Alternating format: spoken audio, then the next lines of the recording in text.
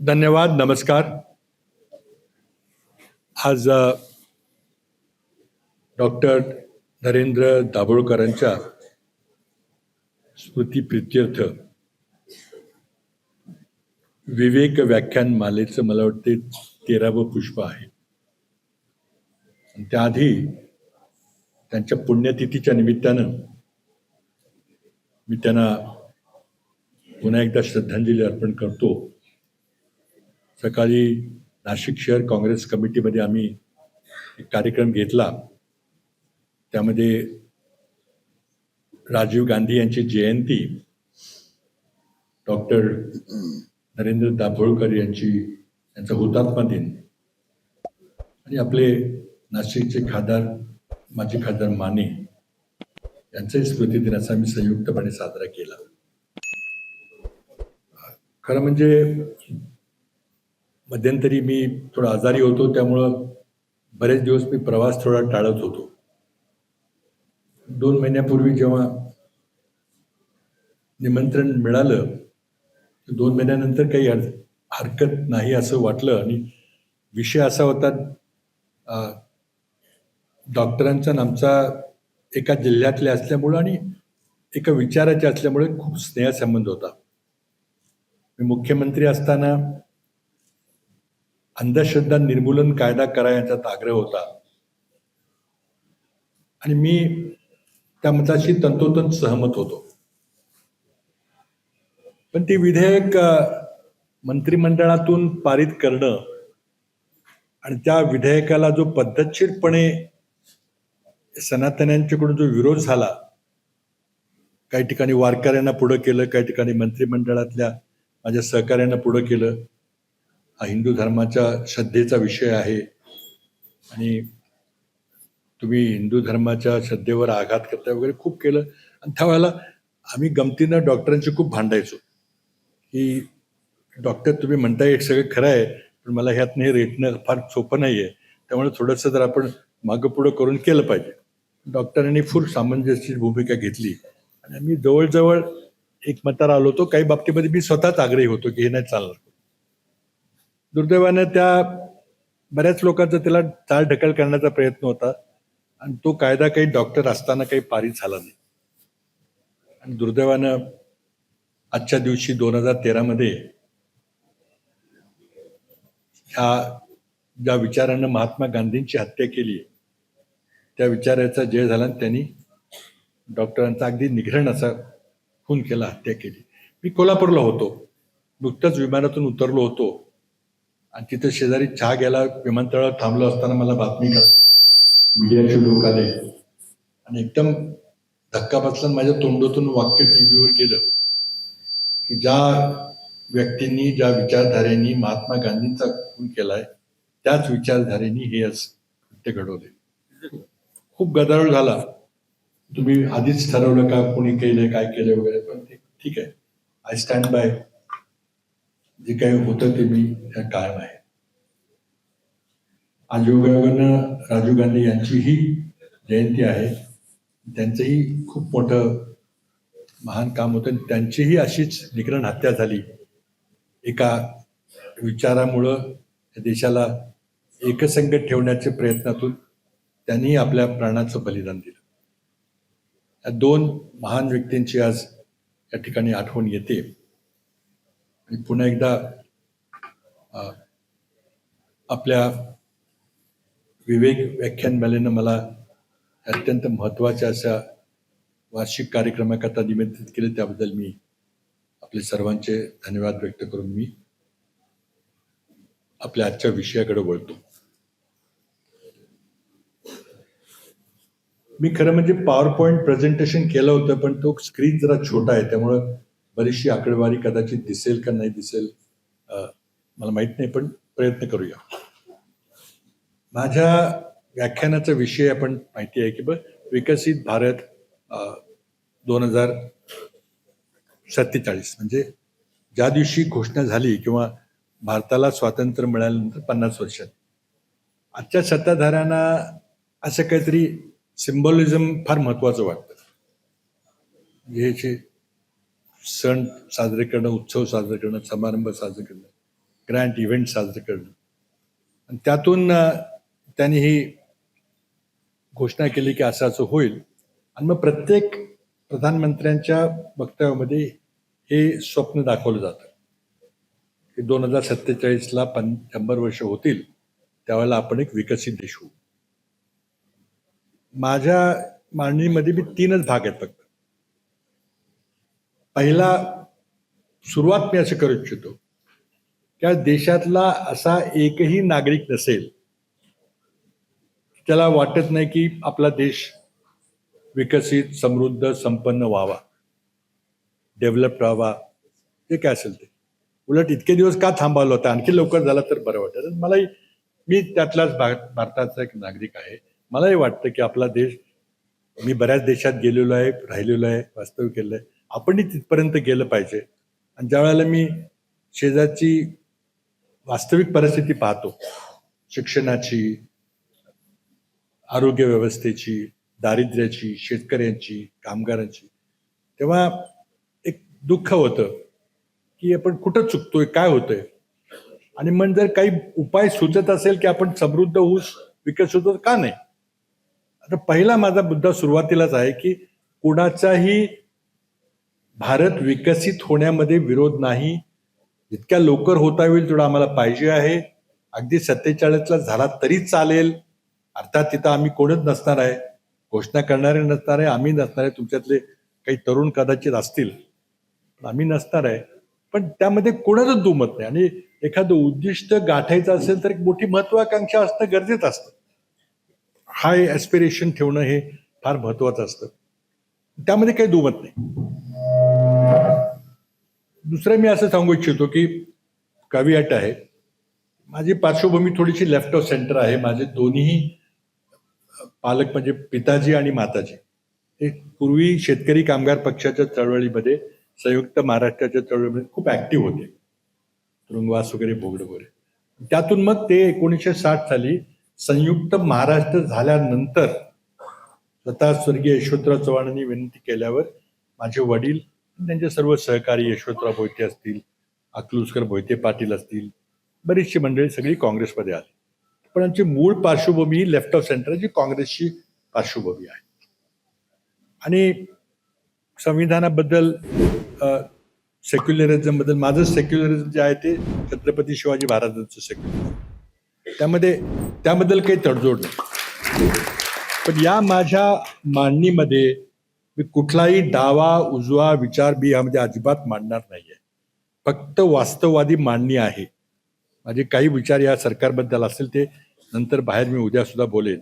आता ही फक्त थोडीशी आर्थिक माहिती, आणि हे एक दिवा स्वप्न आहे का वास्तव आहे. वास्तव असेल, हे बंद करू,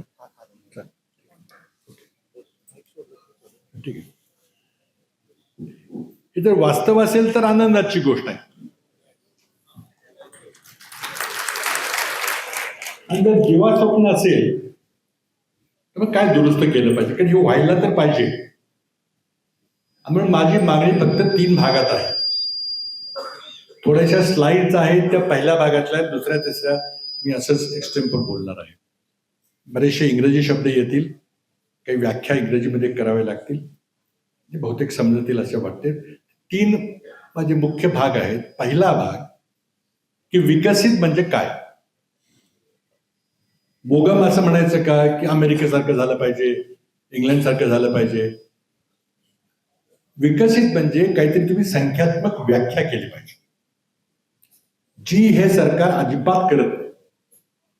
नुसतं मोगम चाललेलं असतं की होणार होणार 2047 100 वर्ष. पहिला मुद्दा असा आहे की ती व्याख्या करायचा मी पहिल्या भागात प्रयत्न करणार आहे की व्याख्या काय आहे आणि काय असली पाहिजे. त्यामुळे आपल्याला मग ती सरकारची काय कामगिरी चालली ती तुलना करता येईल. हा पहिला भाग की संख्यात्मक व्याख्या काय. सुदैवानं संख्यात्मक व्याख्या जरी भारत सरकारनं किंवा मोदींनी केली नाही तरी जागतिक बँक आणि आंतरराष्ट्रीय नाणेनिधी, IMF आणि वर्ल्ड बँक यांनी अगदी सुस्पष्टपणे याबद्दल मार्गदर्शन केलेलं आहे. ते काय आहे ते मी आपल्यासमोर मांडणार आहे. हा पहिला भाग. आता ही थोडीशी क्लिष्ट आकडेवारी आहे आणि ती समजावी असा भाग नाहीये, त्यातून एक सेन्स यावा एवढाच माझा उद्देश आहे. हे सगळं माझी टिप्पणी जी आहे मी माझ्या सोशल मीडियावर टाकेन. त्याला त्यावर आणखी अभ्यास करायचा असेल त्याला ती उपलब्ध राहील. आता कुठलाही आकडा मी जो मानतोय तो तुम्हाला चॅलेंज करायचा अधिकार आहे. तुम्ही खोटं सांगताय का? आणि तो संदर्भ मी कुठून घेतलाय मी तुम्हाला सांगितलं. तो संदर्भ भारत सरकारच्या आकडेवरून आहे, जी सर्व आकडेवारी जागतिक बँक आणि IMF ला दिली जाते. IMF आणि जागतिक बँकेचं कुठलंही गट तट डेलिगेशन इथं येऊन इथं तपासणी करत नाही.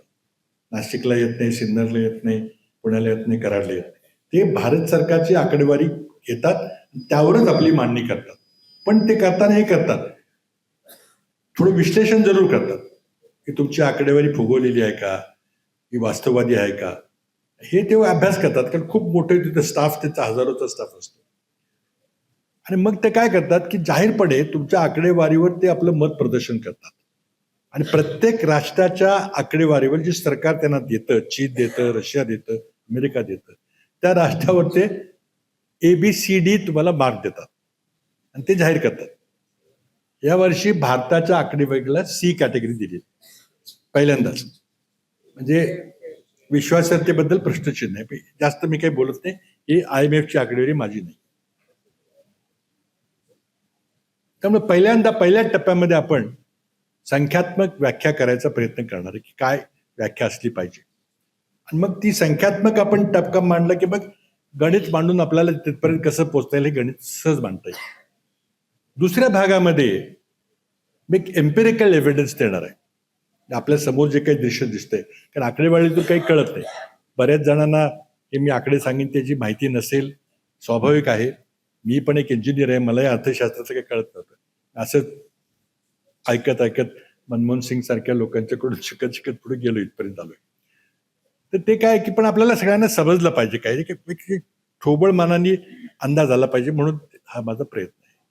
तर दुसऱ्या भागामध्ये व्यावहारिक आपल्याला माहिती देणार आहे की मी जे सांगतोय त्याचा पुरावा काय. तर एम्पिरिकल एव्हिडन्स म्हणजे वास्तवदर्शी पुरावा सांगायचा मी दुसऱ्या भागात प्रयत्न करणार आहे. आणि त्या दुसऱ्या भागात हा जो पुरावा मांडताना मी 4 स्तंभामध्ये मागणार आहे. भारतातली दारिद्र्याची आणि संपन्नतेची परिस्थिती, इन्कम, दुसरं शिक्षण, तिसरं आरोग्य आणि चौथं एक रिसर्च अँड डेव्हलपमेंट, का तो विषय महत्वाचा, सायन्स रिसर्च अँड डेव्हलपमेंट. आणि पाचवं एक क्वालिटी ऑफ लाईफ आहे, पण त्यात मी बोलणार आहे, जरा लांबेल थोडंसं, म्हणून 4च स्तंभ मी ठेवले. हा माझा दुसरा भाग आहे. आणि तिसरा भाग आपण या दुसऱ्या भागामध्ये कुठल्या तरी कन्क्लुजन पर्यंत पोहोचू की हे वास्तव आहे की वास्तव नाही. आणि जर उत्तर आलं की होय शक्य आहे, सगळं अगदी निश्चित होईल, यात काही शंका नाही, तुम्ही उगाच काही शंका घेऊ नका, मोदी नक्कीच करून दाखवतील, माझं भाषण तिथं संपेल. पण आपल्याला वाटलं की नाही, थोडीशी शंका आहे की तुम्ही म्हणताय ते काही बरोबर आहेत, काही होईल का नाही माहिती नाही, मग काय केलं पाहिजे उपाययोजना, माझा तिसरा भाग असेल. 3 ब्रॉड थीम्स आहेत. पहिल्यामध्येच मी काही स्लाइड्स असतील, बहुतेक दिसल्या, चांगल्या प्रकारे दिसल्या नाहीत तरी माझ्या ज्याला पाहिजे असेल त्याला माझ्या सोशल मीडियावर ते नंतर दिसतील, म्हणून मी आता सुरुवात करतो. पहिल्यांदा IMF आणि वर्ल्ड बँक या दोन्ही संस्था दुसऱ्या महायुद्धानंतर तयार झाल्या. दोघांची थोडी वेगवेगळी कामं आहेत, पण या महत्वाचं काम करतात. जागतिक बँकेचं काम थोडं विकासाचं काम आहे. युद्धानंतर युरोप खंड उद्ध्वस्त झाला होता, त्याचं रिबिल्डिंग करण्याकरता ती संस्था झाली. नाणेनिधीचं काम आहे की एकमेकाच्या चलनामध्ये कसा बॅलन्स ठेवायचा, आणि कर्जही ते देतात वगैरे, त्याची आपली वेगळी काम आहे. पण दोघंही प्रत्येक राष्ट्राची तुलनात्मक पाहणी करतात आणि ती मांडतात. मी जी माहिती देतोय ती 101% माहिती ही IMF आणि वर्ल्ड बँकेच्या वेबसाईटवर उपलब्ध आहे, तिथून मी घेतलेली आहे. कोणालाही ती बघता येईल. वेबसाईटवर ती माहिती अगदी खुलीपणे, अतिशय उत्कृष्टपणे मांडणी केलेली आहे, ग्राफसह, तक्त्यासह सगळी. तर त्यामध्ये आता आपल्याला 3 व्याख्याची ओळख करून घ्यायची आहे. एखाद्या देशाची आर्थिक ताकद किती आहे, आर्थिक किती मोठी अर्थव्यवस्था आहे, हे कशी मोजायची. एखाद्या माणसाला ताप आला की आपण थर्मामीटर लावतो. एखाद्या लहान मुलाची उंची मोजायची असेल तर भिंतीवर रेगा मारतो म्हणतो गेल्या वर्षी इतकी उंची होती आता वाढली ही उंची. म्हणजे अशा आपण मोजमाप प्रत्येक गोष्टीचं करत असतो. तशी अर्थव्यवस्थेची मोजमाप करण्याची पद्धत आहे. त्या देशाचं ग्रॉस डोमेस्टिक प्रॉडक्ट हा एक अतिशय महत्वाचा विषय आणि व्याख्या आपण समजून घेतली पाहिजे. त्याला शॉर्टमध्ये GDP हे नाव आहे. खूप ठिकाणी वापरलं जातं. म्हणजे त्याचा व्याख्या त्याची सोपी अशी आहे की एखाद्या देशामध्ये एकूण किती वस्तू निर्माण होतात आणि त्या देशाचे लोक किती सेवा प्रदान करतात. डॉक्टर आहेत, डॉक्टर सेवा प्रदान करतात. ST वाला आपल्याला एका ठिकाणून दुसऱ्या ठिकाणी प्रवास देतो, कंडक्टर आपल्याला तिकीट देतो, विमा कंपनीचा माणूस विमा विकतो, बँकेतला माणूस पैसे देतो, ही सेवा देतात. आणि काही लोक वस्तू निर्माण करतात. तर देशात निर्माण होणाऱ्या सर्व अंतिम वस्तू आणि सेवा यांची किंमत, आणि ती किंमत डॉलरमध्ये मोजली जाते, कारण सर्व देशांची तुलना केली पाहिजे. म्हणजे GDP is a major of all the goods and services produced in a geography, in a country during particular period. आपण 1 वर्षाचा कालावधी धरतो. ही GDPची व्याख्या आहे. ह्याच्या समांतर एक दुसरी एक व्याख्या आहे जी वापरली जाते, ती GNI म्हणतात, ग्रॉस नॅशनल इन्कम. त्यामध्ये थोडा फरक आहे की पहिल्या व्याख्येमध्ये एकूण वस्तूंची सेवांची किंमत, आणि दुसऱ्या व्याख्येमध्ये बाहेरच्या देशातल्या लोकांनी जर काही पैसे पाठवले किंवा सेवा प्रदान केली तर ते सुद्धा आपण यात मोजतो. त्याला GNI म्हणतात. थोडासा तांत्रिक फरक आहे, 1-2% पण आपण आपल्या चर्चेकरता GNIला सोडून देऊ आणि फक्त GDP हा अर्थव्यवस्था आकार मोजण्याची व्यवस्था म्हणून आपण त्याच्याकडे लक्ष केंद्रित करू. ही माझी पहिली व्याख्या. आता प्रत्येक देशाची एकूण GDPचा आकार किती आहे हा जागतिक बँकेने आणि IMFने आपल्या वेबसाईटवर सगळा दिलेला आहे. भारताच्या एकूण अर्थव्यवस्थेचा आकार हा जगात 6व्या क्रमांकावर आहे. 4था होता. सर्वात मोठी अर्थव्यवस्था अमेरिकेची आहे, नंतर चीनची आहे, पुन्हा जपानची आहे, नंतर जर्मनीची आहे, नंतर इंग्लंडची आहे, आणि 6व्या क्रमांकावर आपण आहे. काही वर्षापूर्वी आपण इंग्लंड आणि जर्मनीच्या वर होतो 4थ्या क्रमांकावर, पण 4थ्यावर 6व्यावर गेलेलं. खूप चांगली गोष्ट आहे. मोदी नेहमी सांगतात की आता 6व्यावरून म्हणजे 4थ्यावरून 3ऱ्यावर जाणार, बघ असं होणार. चांगली गोष्ट आहे. पाठ आपली ठेवण्याला काही कारण नाहीये. पण हा एक मेजर झाला अर्थव्यवस्थेचा एकूण आकार किती आहे. पण तेवढ्यांनी भागत नाही, कारण मग त्या अर्थव्यवस्थेचा आकार मोठा आहे तर मग देश समृद्ध आहे का, संपन्न आहे का, श्रीमंत आहे का, लोकांचं राहणीमान चांगलं आहे का, त्यातून ते ठरत नाही. कारण जेवढी मोठी लोकसंख्या त्या प्रमाणात तुमची एकूण अर्थव्यवस्थेचा आकार मोठा असू शकतो. म्हणून दुसरं एक संज्ञा आपण निर्माण केलेली आहे, पर कॅपिटा GDP. प्रति व्यक्ती GDP किती आहे, म्हणजे देशातला प्रत्येक व्यक्ती एका वर्षामध्ये किती वस्तू किंवा सेवा तयार करून तो टाकतो, आणि त्या सगळ्यांची बेरीज झाली की आपली ग्रॉस GDP होते एकूण. पण पर कॅपिटा GDP किंवा ज्याला इन्कमही म्हणतात काही ठिकाणी, पण ते स्ट्रिक्टली बरोबर नाही. पर कॅपिटा GDP दर डोई सकल राष्ट्रीय उत्पन्न हा कळीचा मुद्दा आहे आणि व्याख्यानाचा हा आत्मा आहे. हा पण जर समजून घेतला तर माझा मांडणीचा विषय आपल्याला सगळा समजून घेईल. आता काय झालं की जेवढी मोठी लोकसंख्या, त्या मोठ्या लोकसंख्येने भागाकार केला ते गुणोत्तर हे कमी कमी होत जातं. आणि म्हणून जेव्हा आपण जगातल्या 216 राष्ट्रांचं एकूण GDP काढतो आणि एका बाजूला मांडतो, तेव्हा आपल्याला एक तक्ता मिळतो. तो मी तक्ता दाखवणार आहे थोड्या वेळात. आणि जेव्हा आपण त्या प्रत्येक देशाच्या लोकसंख्येने त्या एकूण संपत्तीचा एकूण GDPला भागाकार करतो, तेव्हा पर कॅपिटा GDP होते. आणि पर कॅपिटा GDPच्या आधारावर आपण दुसरा तक्ता मांडले. ते दोन्ही तक्ते मी दाखवणार आहे. कदाचित दिसणार नाहीत, पण एक अंदाज आपल्याला येईल काय. एकूण अर्थव्यवस्थेचा आकार आपला 6वा आहे सांगितलं. खूप तर आपण ट्रिलियन शब्दाचा वापर बिलियन आणि ट्रिलियनचा जास्त करतो आजकाल आंतरराष्ट्रीय शास्त्रीमध्ये. पण अमेरिकेचं पर कॅपिटा GDP इन्कम हे 94,000 काही आहे.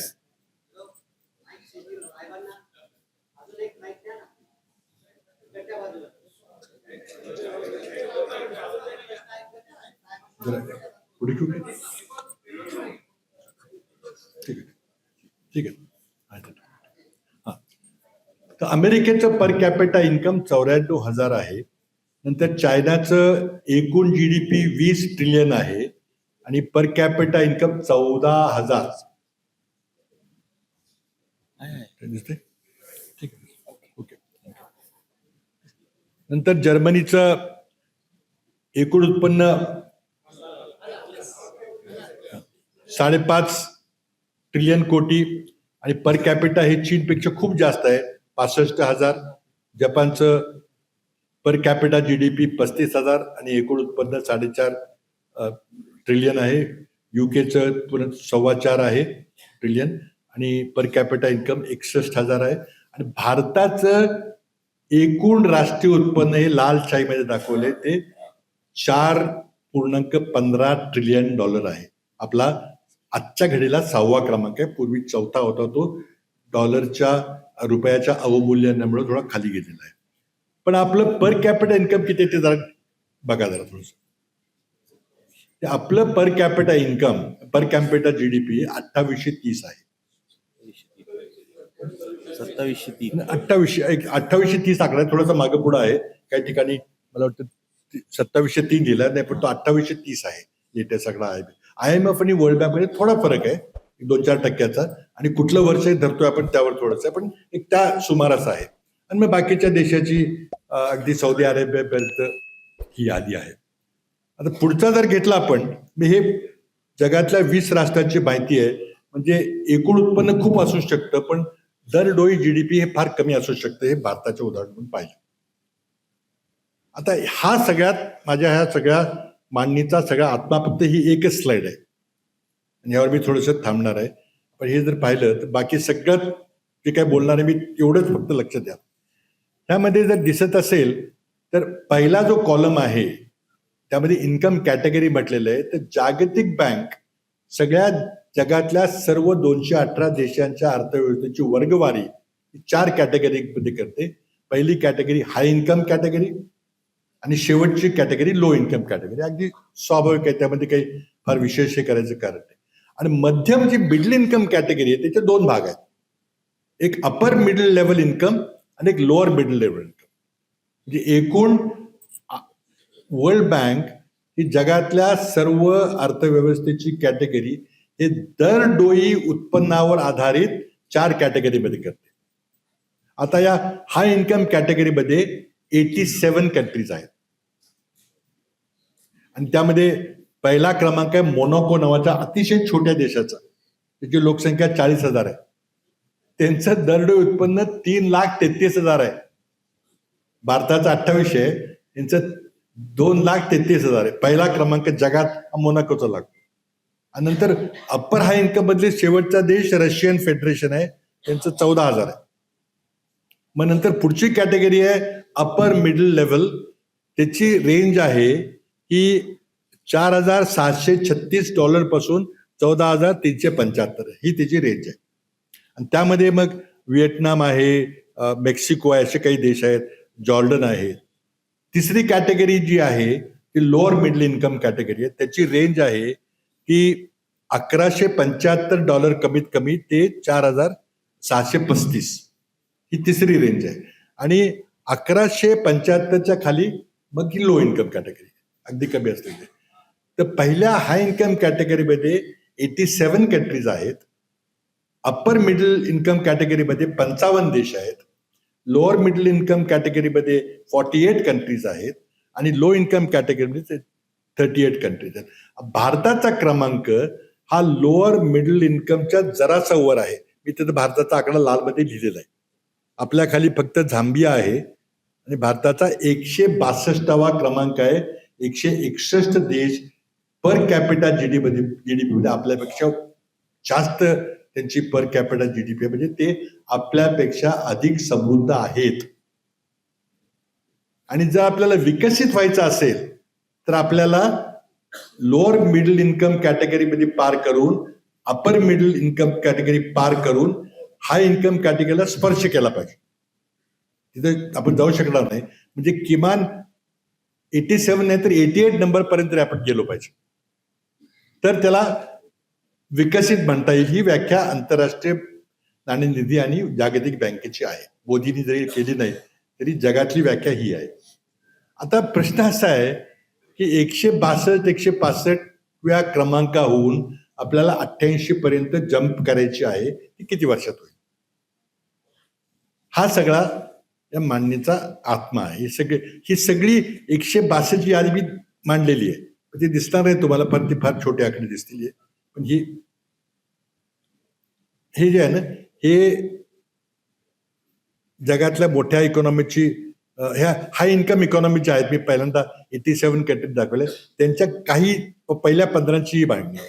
पहिला मोनाको, दुसरा बर्मुडा, तिसरा लुक्समबर्ग, आइसलंड, स्वित्झर्लंड 5व्या क्रमांकावर जगात, नंतर सिंगापूर 6व्या क्रमांकावर आहे, नॉर्वे 7व्या क्रमांकावर, आइसलंड, युनायटेड स्टेट 9वा, कतार, नंतर हे डेन्मार्क, नेदरलँड, ऑस्ट्रेलिया, हे पहिल्या अतिश्रीमंत राष्ट्रामधले पहिले 15-20 देश आहेत. आता पुढे गेला तर आपल्याला हे असे 87 कंट्रीज आहेत. 5-7 पाण्यात मी काही सगळी दाखवणार नाही, आपल्याला सगळी उपलब्ध आहे. पुढचं बघितलं तर अपर मिडल इन्कमचे ही यादी आहे. त्यातले सगळे वरचे देश आहेत, मेक्सिको, नंतर सेंट लुसिया, कझाकस्तान वगैरे, अर्जेंटिना, हे नंबर 88 to 102 दाखवलेले आहेत. ते पुढची यादी आहे ती लो इन्कम कॅटेगरी आहे. तर लो इन्कम कॅटेगरीमध्ये 181 इथोपिया आहे. आणि ह्याच्या आधी लोअर मिडल इन्कम आली तिसरी कॅटेगरी, त्यामध्ये जॉर्डन, श्रीलंका, बोलिव्हिया वगैरे हे देश आहेत.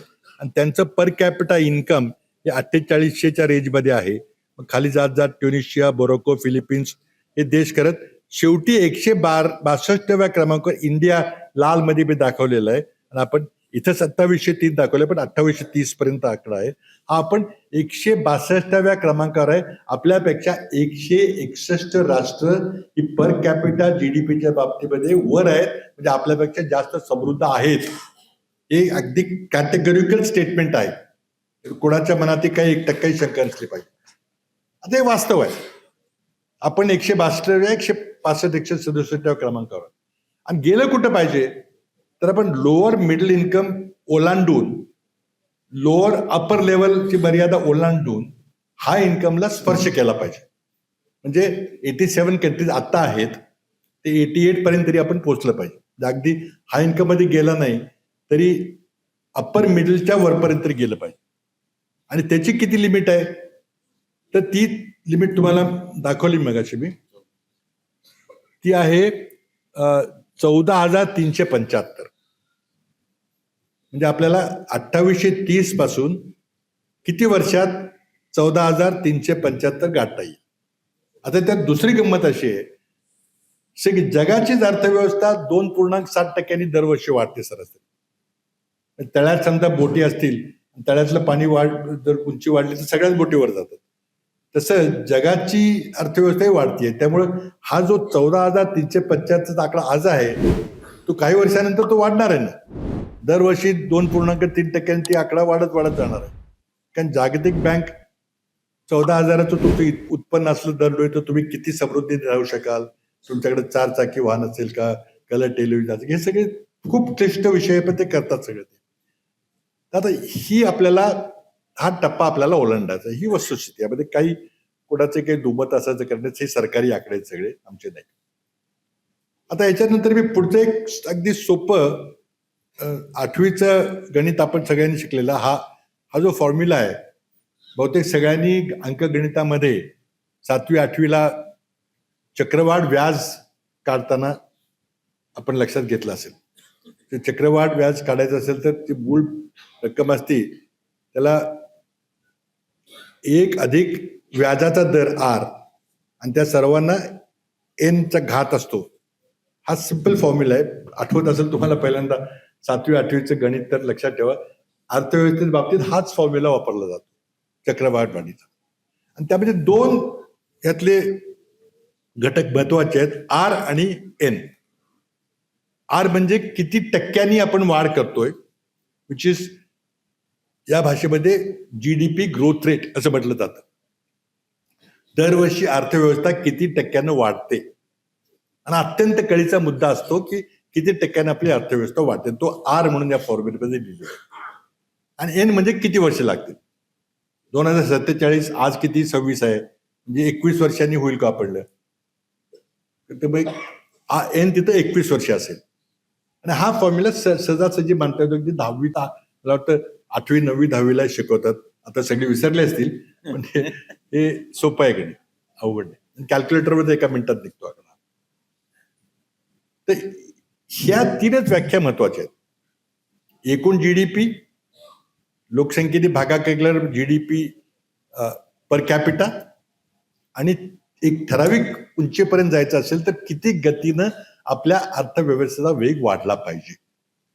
फक्त तीनच टेक्निकल आकडे आहेत आणि प्रत्येकाला थोडेसे अंदाज आला पाहिजे. आपल्या देशाबद्दल आपल्याला जर प्रेम असेल, आपल्या देशाचा विकास व्हावा असं वाटत असेल, ह्याची माहिती घेतली पाहिजे. सरकारला जाब विचारत राहिलं पाहिजे, राज्य सरकारला जाब विचारत राहिलं पाहिजे.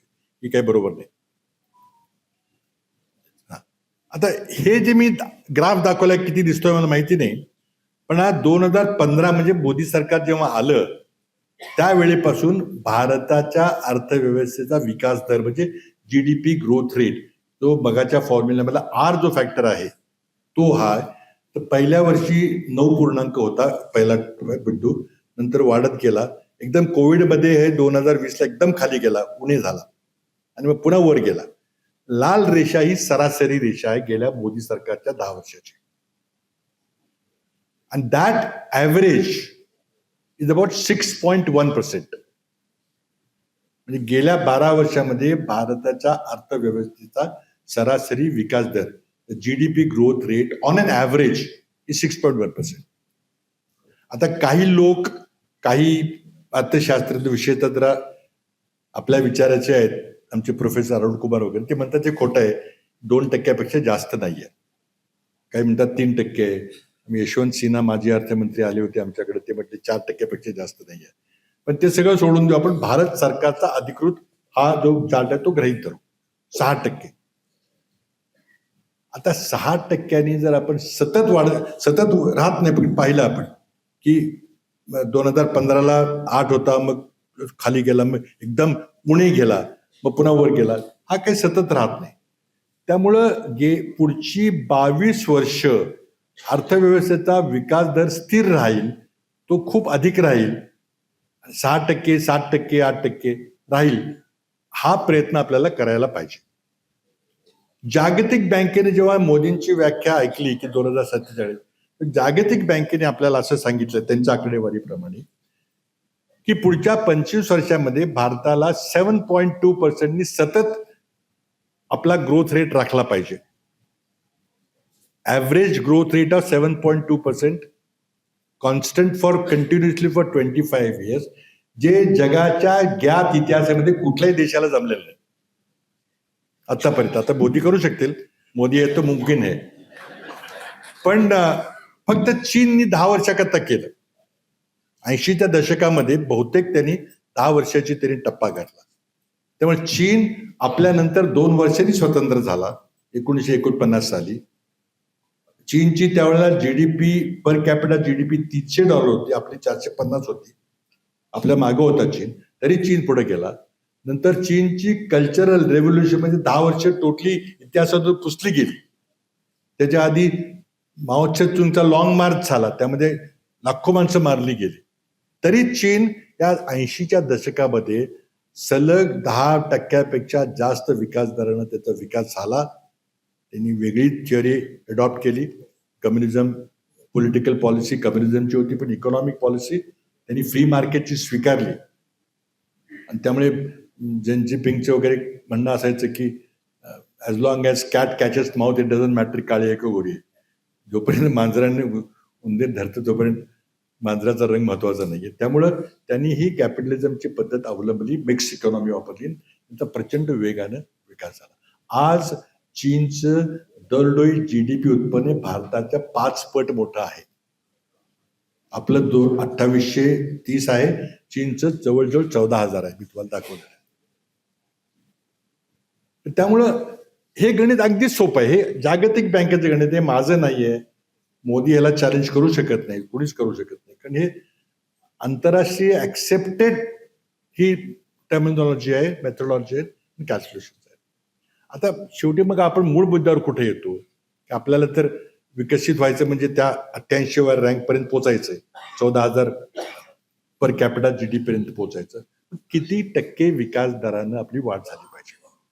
जागतिक बँकेचं म्हणणं आहे की 7.2% झाली पाहिजे, पण माझा त्याला विरोध आहे, वैयक्तिक विरोध आहे की तोपर्यंत ती तुमची जी आकडेवारी तुम्ही रेंज मांडलेली आहे ती वाढत जाणार. 22 वर्षामध्ये जगाच्या अर्थव्यवस्थेचा सरासरी विकास दर 2.7% आतापर्यंत आहे, तोच बहुतेक राहील. दरवर्षी अर्थव्यवस्था एकूण 2.7% वाढते, त्यामुळे या ज्या आपण कॅटेगरीज ठरवेल त्या पण तितक्या टक्क्यानं वाढणार. आणि त्यामुळं माझ्या मताने 7.2 काही होणार नाही, जवळजवळ 8% आपल्याला जावं लागेल. त्यामुळं आपल्याला 8 ते 10 काही ठिकाणी 8 काही ठिकाणी 10, मग सरासरी 8-9 असं वाढलो तरच हे साध्य होईल. अन्यथा या दरानं आपल्याला जवळजवळ 39 वर्षे लागतील तिथपर्यंत पोहोचायला. हे 20-21 वर्षात होणार नाही. हे अगदी स्पष्ट आकडेवारी, यात कुणाचंही 1% कोणी काही हे फक्त अर्थमॅटिक आहे, हे अर्थशास्त्र पण नुसतं अर्थमॅटिक आहे आणि यामध्ये कोणाला काही हे असायचं कारण नाही. आणि त्यामुळे पहिल्या टप्प्यामध्ये हे आपण समजून घ्या की मोदी मुद्दाम ह्याची व्याख्या करत नाहीत. व्याख्या उपलब्ध आहे, ती काँग्रेसची नाही आहे, ती माझी नाही आहे, ती आंतरराष्ट्रीय बँकेची आहे, जागतिक बँकेची आहे, IMFची आहे. आणि ज्यामध्ये भारताचा मोदी सरकारचा प्रतिनिधी एक्झिक्युटिव्ह डायरेक्टर म्हणून बसलेला आहे. त्याच्या सहीने ही सगळी आकडेवारी प्रसिद्ध होते आणि सगळे आकडे मोदी सरकारने दिलेले आहेत, हे काँग्रेसचे आकडे नाहीत. त्यामुळे याबद्दल कोणाच्या मनात 1% नाही. फक्त वाद कुठं आहे की 7% लागेल का 8% लागेल का 9% लागेल तिथपर्यंत पोहोचायला. आणि आपण 7% किंवा 6% जे आता आहे सरासरी त्याने रखडत गेलो तर मग 40-45 वर्ष वाट बघावी लागेल. हेच स्वप्नच ठरलं. हे माझं पहिल्या भागातलं. हे प्रत्येकाने GDP growth rate, per capital GDP, total GDP 3 आकडे आपण इंटरनलाइज केले पाहिजेत, लक्षात घेतले पाहिजे. आणि त्याची डॉलर व्हॅल्यू आपण लक्षात घेतली पाहिजे. दरवर्षी अगदी प्रत्येकानं IMFच्या आणि वर्ल्ड बँकेच्या वेबसाईटवर जाऊन ती तपासावी. मी सांगतोय म्हणून नव्हे, पण खूप चांगली माहिती. प्रत्येक देशाची तुलना होते, भूगोलाचाच अभ्यास होतो खरं म्हणजे कुठला देश कुठे. यातली 100-217 पैकी मला वाटतं चॅलेंज देतो तुम्हाला 20च्या वर नावं सांगता येणार देशाची कुणालाही, पण ठीक आहे, अभ्यास होतो. तर आता हा विषय क्लिष्ट आहे. आकडेवारी कदाचित तुला कळणार नाही की काय जीडीपी पर कॅपिटा आहे, काय जीडीपी आहे, काय ग्रोथ रेट आहे, काय सांगता आम्हाला काही कळत नाही. म्हणून मी मग दुसऱ्या माझ्या भागाकडे येतो. अँड व्हॉट इज दॅट की व्हॉट इज दी इमिब लोकांची संख्या भारतात आहे. पुन्हा पुढं भारतामध्ये सर्वात जास्त ऍग्रिकल्चर वर्कर्स आहेत, 272 मिलियन किंवा 72 कोटी 20 लाख. म्हणजे एकूण वर्कफोर्स जो आपला देशातला त्या 43% लोक शेती करतात. त्याचं उत्पन्न, शेती कामगाराचं उत्पन्न किती असतं आपल्याला माहिती, लिमिट झालेली आहे. आणि ते दारिद्र्याचं लक्षण आहे. 2 नंबरला चीन आहे, पण त्यांचे बरेच 25% फक्त लोक त्यांची चीनची आहेत. आता थोडा मोठा विषय, मी ह्याच्याबद्दल आणखी बोलेन मी, पण मला जरा जास्त शिक्षणाबद्दल बोलायचं, कारण तो आता आत्ताचा विशेष आत्ताचा आहे. India has the highest number of illiterate adults in the world. जगात सर्वात जास्त निरक्षरांची संख्या भारतात आहे. ही युनेस्कोच्या पुढे, मी आमच्या आकडे नाही, युनेस्को जी युनोची संस्था आहे त्याचे आकडे आहेत की भारतामध्ये 28 कोटी 7 लक्ष म्हणजे 25% जगातल्या एकूण निरक्षर लोकसंख्येच्या 25% लोक भारतात राहतात. सर्वात जास्त जगातल्या 1 नंबर भारताचा. तसंच त्या ठिकाणी निरक्षर महिलांच्या बाबतीमध्ये भारताचा पहिला क्रमांक आहे जगात. सर्वात जास्त निरक्षर महिला भारतात आहेत आणि यांची उत्पादन क्षमता, यांचं अर्थव्यवस्थेचं योगदान शून्य आहे. निरक्षर लोक काय करणार शेवटी, किती करणार. अर्थव्यवस्थेचं योगदान काय? आपण काय म्हटलं, जीडीपी म्हणजे काय? प्रत्येक व्यक्ती किती वस्तू आणि सेवा उत्पन्न करतो. आता बिचारा निरीक्षक हे सगळं वाया जाते मॅनपॉवर. आता शिक्षणाची अवस्था आहे, त्याबद्दल काही पॉइंट्स मी थोडे म्हणणार आहे.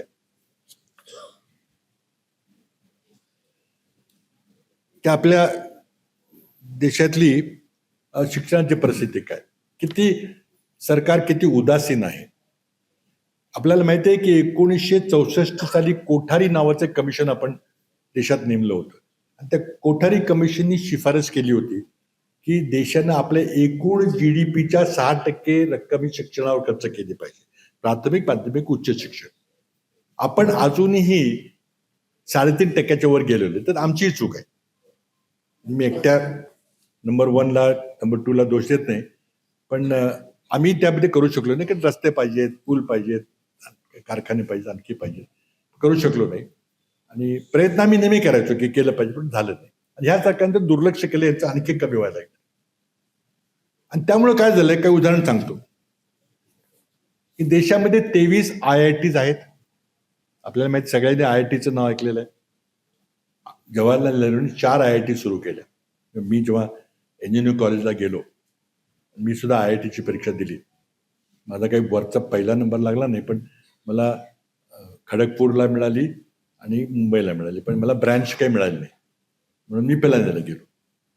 कारण आमच्या सगळ्या मित्रांनी एवढं डोक्यात घातलं होतं की मेकॅनिकल घेतलं तर तू थर्ड क्लास. आणि मला केमिकल मिळाली मुंबईला, आणि माझं ड्रॉइंग फार चांगलं होतं, मेकॅनिकल ड्रॉइंग. तो तिथे इंटरव्ह्यू घेणारे म्हटलं, तुझं ड्रॉइंग फार चांगलं आहे, तू टॉप आलास, तर तू आर्किटेक्चर घे. दुसरा एक म्हटला, नाही तू नेव्हल आर्किटेक्चर घे. म्हणून मला खडगपूरची नेव्हल आर्किटेक्टची ब्रँच माझ्या माथी मारली. मी तिकडे गेलो नाही, मी आपल्या पिलांनीला गेलो. म्हणजे IIT हा एक देशाचा प्राईड आहे, ब्रँड नेम आहे. IIT म्हटलं की कोणी इंटरव्ह्यू घेत नाही.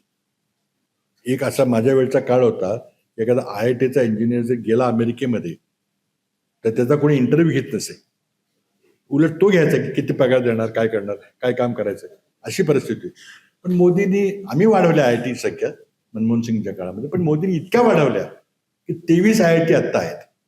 आणि IITs मध्ये आत्ता 38% फॅकल्टीची वेकन्सी आहे. म्हणजे there is a tremendous leadership vacuum. Senior प्रोफेसरच्या बाबतीमध्ये 53% वेकन्सी आहे या सगळ्या IITs मध्ये. IITच्या ऍडमिशनच्या जागा मोकळ्या जातात, हे कधी शक्य विचार सुद्धा करता येत नव्हता पूर्वी आमच्या वेळेला. आणि IITच्या मुलांना बऱ्याच जण शिक्षक नाही म्हणून तुमच्याकडे कोणी नोकऱ्या देत नाही, ह्या IIT मध्ये कोणी शिकवायला नाहीये, तर मग इथलं नको घ्या. IIT म्हणजे इमारती नाही, IIT म्हणजे चांगले प्रोफेसर आणि मेरिटरी स्टुडंट्स. आता ह्यांना कोणी सांगायचं एंटायर पॉलिटिकल सायन्सला. आता IIM ची परिस्थिती काय? आता आपण इथे खालीच मी एका मॅनेजमेंट इन्स्टिट्यूट आपल्या संस्थेच्या गेलो होतो. तर IIM या भारत सरकारच्या संस्था आहेत, युनिव्हर्सिटीज आहेत. सर्व आद्य संस्था कुठली आहे, तर Indian institute of management Ahmedabad. एकूण IIM मला वाटतं काहीतरी 22 का 23 IIMs आहेत देशात. तर IIMs मध्ये 32% वॅकन्सीज आहेत. एक पैसे द्यायचे नाहीत, किंवा पगार चांगला द्यायचा नाही, किंवा माणसं मिळत नाहीत, सगळी बाहेर जातात. आणि शेवटी त्या लेवलचा माणूस असता तर तुम्ही प्रोफेसर नेमाल ना, पण इथे थांबतच नाही. वातावरण इतकं वाईट झालेलं आहे.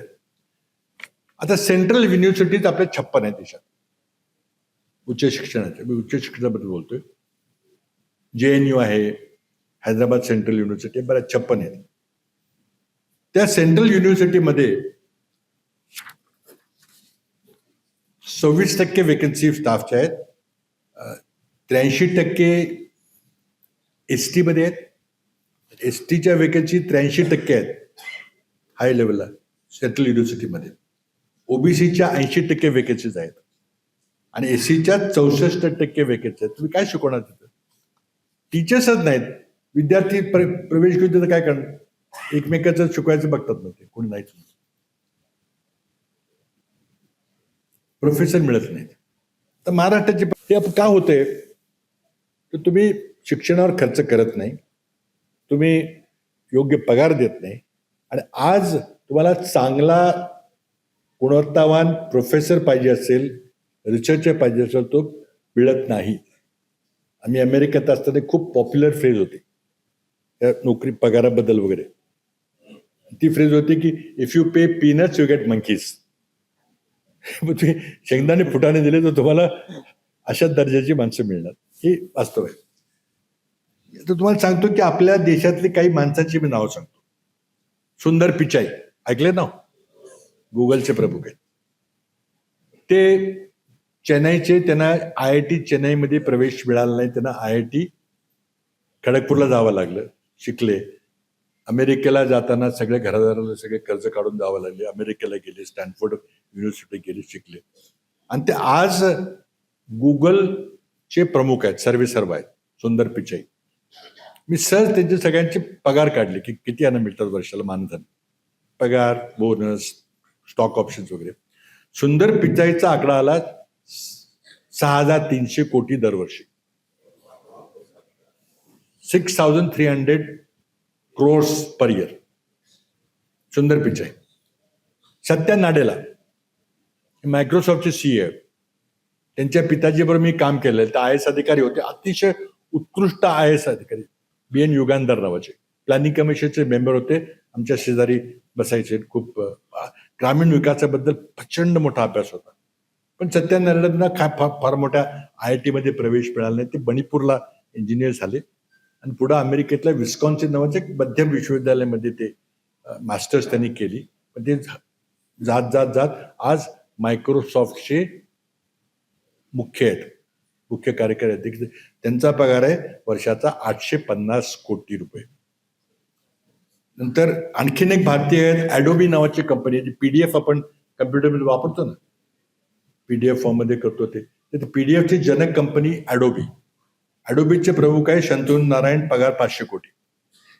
अरविंद खन्ना आहे, IBMच्या मोठ्या कंपनीचे प्रमुख आहेत, पगार 320 कोटी. आणि इंदिरा नुई नावाच्या महिला होत्या, त्या पेप्सिकोलाच्या प्रमुख होत्या. त्या 17 मध्ये रिटायर झाल्या. रिटायर होता आणि त्याचा प्रभाव 250 कोटी होता. आता ह्यातले 6,300 कोटीपैकी सुंदर पिचाई 2,000 कोटी तरी अमेरिकन सरकारला इन्कम टॅक्स देतो. मी विचार करतो, तो माणूस जर भारतात राहिला असता आणि त्याला अशी नोकरी मिळाली तर 2,000 कोटी जर इन्कम टॅक्स भरला तर आमच्या एखादं एम्स सारखं हॉस्पिटल झालं असतं किंवा 5-50 ग्रामीण रुग्णालय झाले असते किंवा काय झालं असतं. ही माणसं सगळी बाहेर गेली कारण इथं आपण ती यंत्रणा उभी करू शकलो नाही की त्या दर्जाच्या लोकांना ते शिक्षण देणं. स्टॅनफोर्ड सारखं विश्वविद्यालय भारतात नाहीये की बाबा पहिल्या 100 जागतिक विश्वविद्यालयामध्ये भारताचं एकही विश्वविद्यालय बोलत. आपण त्यावर खर्चच केलाय. काय केलं पाहिजे तेही सांगतो मी. एक गमतीचं उदाहरण मला काल परवाच कळलं. माझे मित्र आहेत आणि ते मी सांगणार आहे. काही काम भाजपवाल्यांनी चांगलं केले, चांगल्याला चांगलं म्हटलं पाहिजे. ते एक मी कधी भेटलो नाही माणसाला, नाव आहे रमेश काकडे. कोणी ऐकलं ना? हे मॅथमॅटिशियन्स आहे मोठे, वय 42, जन्म अकोला. मला पहिल्यांदाच मी नाव ऐकलं 4-5 दिवसापूर्वी. मला एका माझ्या मित्राने सांगितलं. ते हे इंडियन इन्स्टिट्यूट ऑफ सायन्स मध्ये मॅथमॅटिक्सचे प्रोफेसर आणि आपल्या देशातल्या 10-15 सर्वोत्कृष्ट मॅथमॅटिक्स मध्ये गणितज्ञामध्ये त्यांचं नाव आहे. कधीतरी भेटेन मी त्यांना. आता काय पगार किती आहे मला माहित नाही, पण मला वाटतं 20-25-30 लाख रुपये सरकारी शेवटी IIC असेल. तर तिथं काल मला कोणी सांगितलं की त्यांना चीननी त्यांना ऑफर दिली की तुम्ही आमच्याकडे या. ते म्हटलं नाही, मी इथं आहे, मी काही येणार नाही. तर म्हटलं तुम्ही सुट्टीत या आमच्याकडे. तर 3 महिन्याकरता काहीतरी 1.5 कोटी रुपयाची ऑफर त्यांना दिली. फक्त 3 महिने उन्हाळ्यात शिकवायचं. आता चीननी विचार केला का हा भारतीय आहे, मग आपलं सिक्रेट चोरून येईल, मग भारताचं आपलं युद्ध होणार आहे, मग तो आपल्याला काहीतरी करून येईल. काही नाही. आणि सांगतो मी. पण आपल्याकडे मी तेच उदाहरण दुसरं मी सांगतो. माझ्या कराड, माझ्या गावाजवळ, माझ्या मतदारसंघामध्ये मोपर नावाचं गाव आहे. तिथे एक आमचे जुने मित्र डॉक्टर कुलकर्णी म्हणून होमिओपॅथिक डॉक्टर कराडला प्रॅक्टिस आहे. त्यांचा मुलाचा मला एकदा फोन आला. ते ओळख करून दिलं की मी डॉक्टरांचा मुलगा आहे आणि मला तुमच्याशी बोलायचं. म्हणलं बोल. एक गेल्या 8-10 दिवसाची, महिन्याभराची गोष्ट आहे. म्हणून मला आठवलं म्हणून मी सांगतो. त्यात म्हणलं काय करतोस रे तू? तो म्हटला मी मेकॅनिकल इंजिनियर आहे, मी 17 वर्ष इंग्लंडमध्ये काम करतोय, मी इंग्लंडचा नागरिक झालो, नाही तर आम्हाला नोकरी मिळत नाही. आम्ही टाटा जॅग्वारमध्ये मी काम करतोय इंग्लंडमध्ये. म्हटलं चांगली गोष्ट आहे, व्हेरी गुड. तुझा अनुभव काय? मी त्याला विचारलं थोडंसं. मी पण मेकॅनिकल इंजिनियर. तर म्हणजे मी थर्मोडायनॅमिक्समध्ये जेट इंजिनचं वगैरे रोल्स रॉयसमध्ये काम केलेलं आहे. आणि म्हटलं आता काय झालं की टाटा कंपनी बंद होते ती, कारण आता इंजिन कोणी करत नाही, सगळे इलेक्ट्रिक व्हेकलकडे चाललेत. त्यामुळे म्हटलं आता आम्हाला सांगितलं जावं घरी. तर म्हणलं ये मग परत भारतात ये. आणि म्हटलं टाटाकडे जा, ते मोठे ऑटो कंपनी.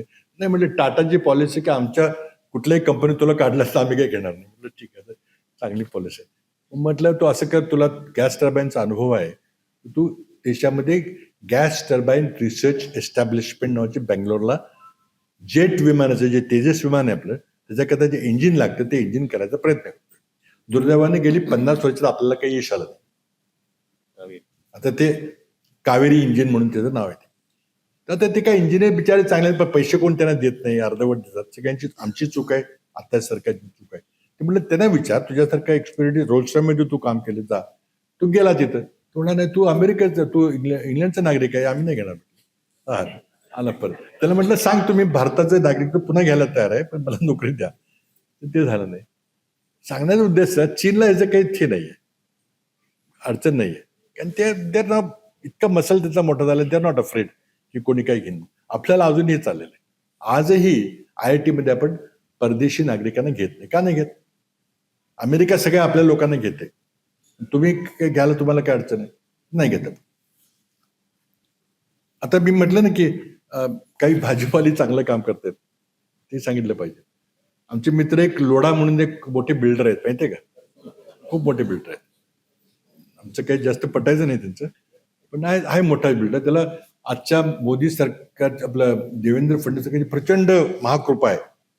तर त्यांनी खूप काहीतरी मोठे पैसे, ठीक आहे, मेहनत करून कमवले असतील, सगळे कमवतात.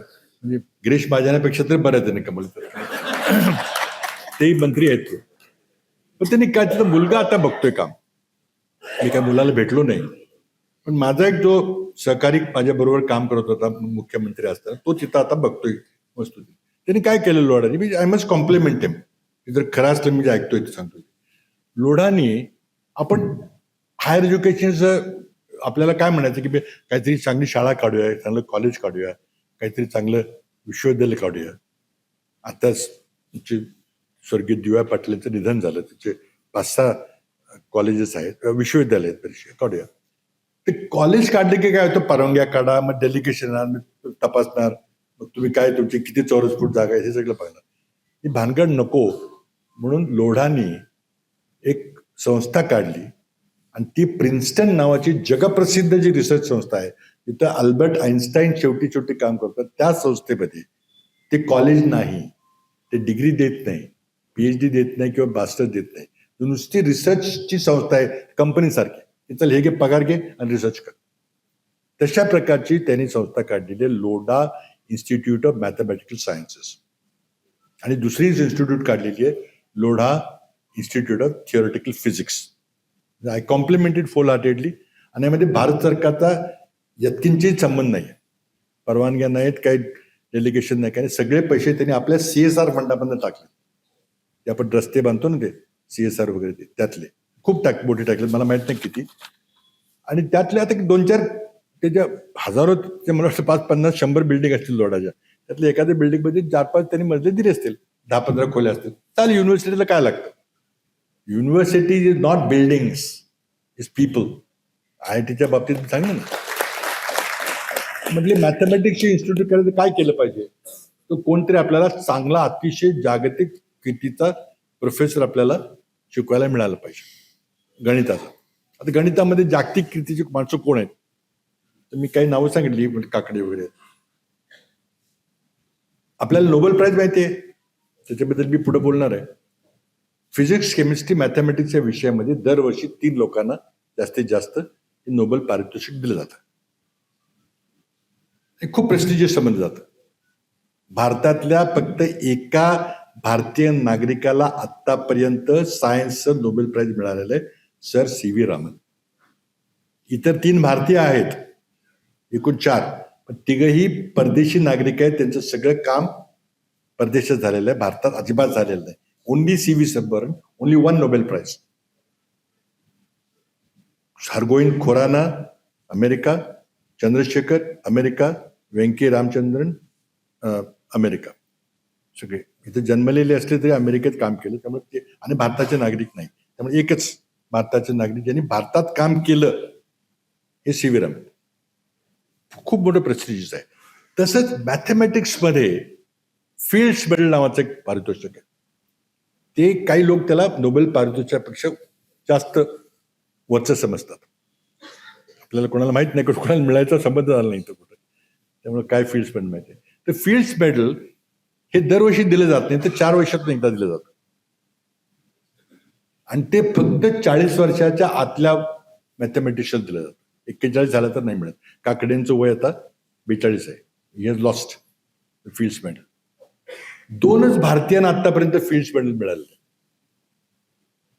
भयंकर प्रेस्टिजियस मेडल आहे.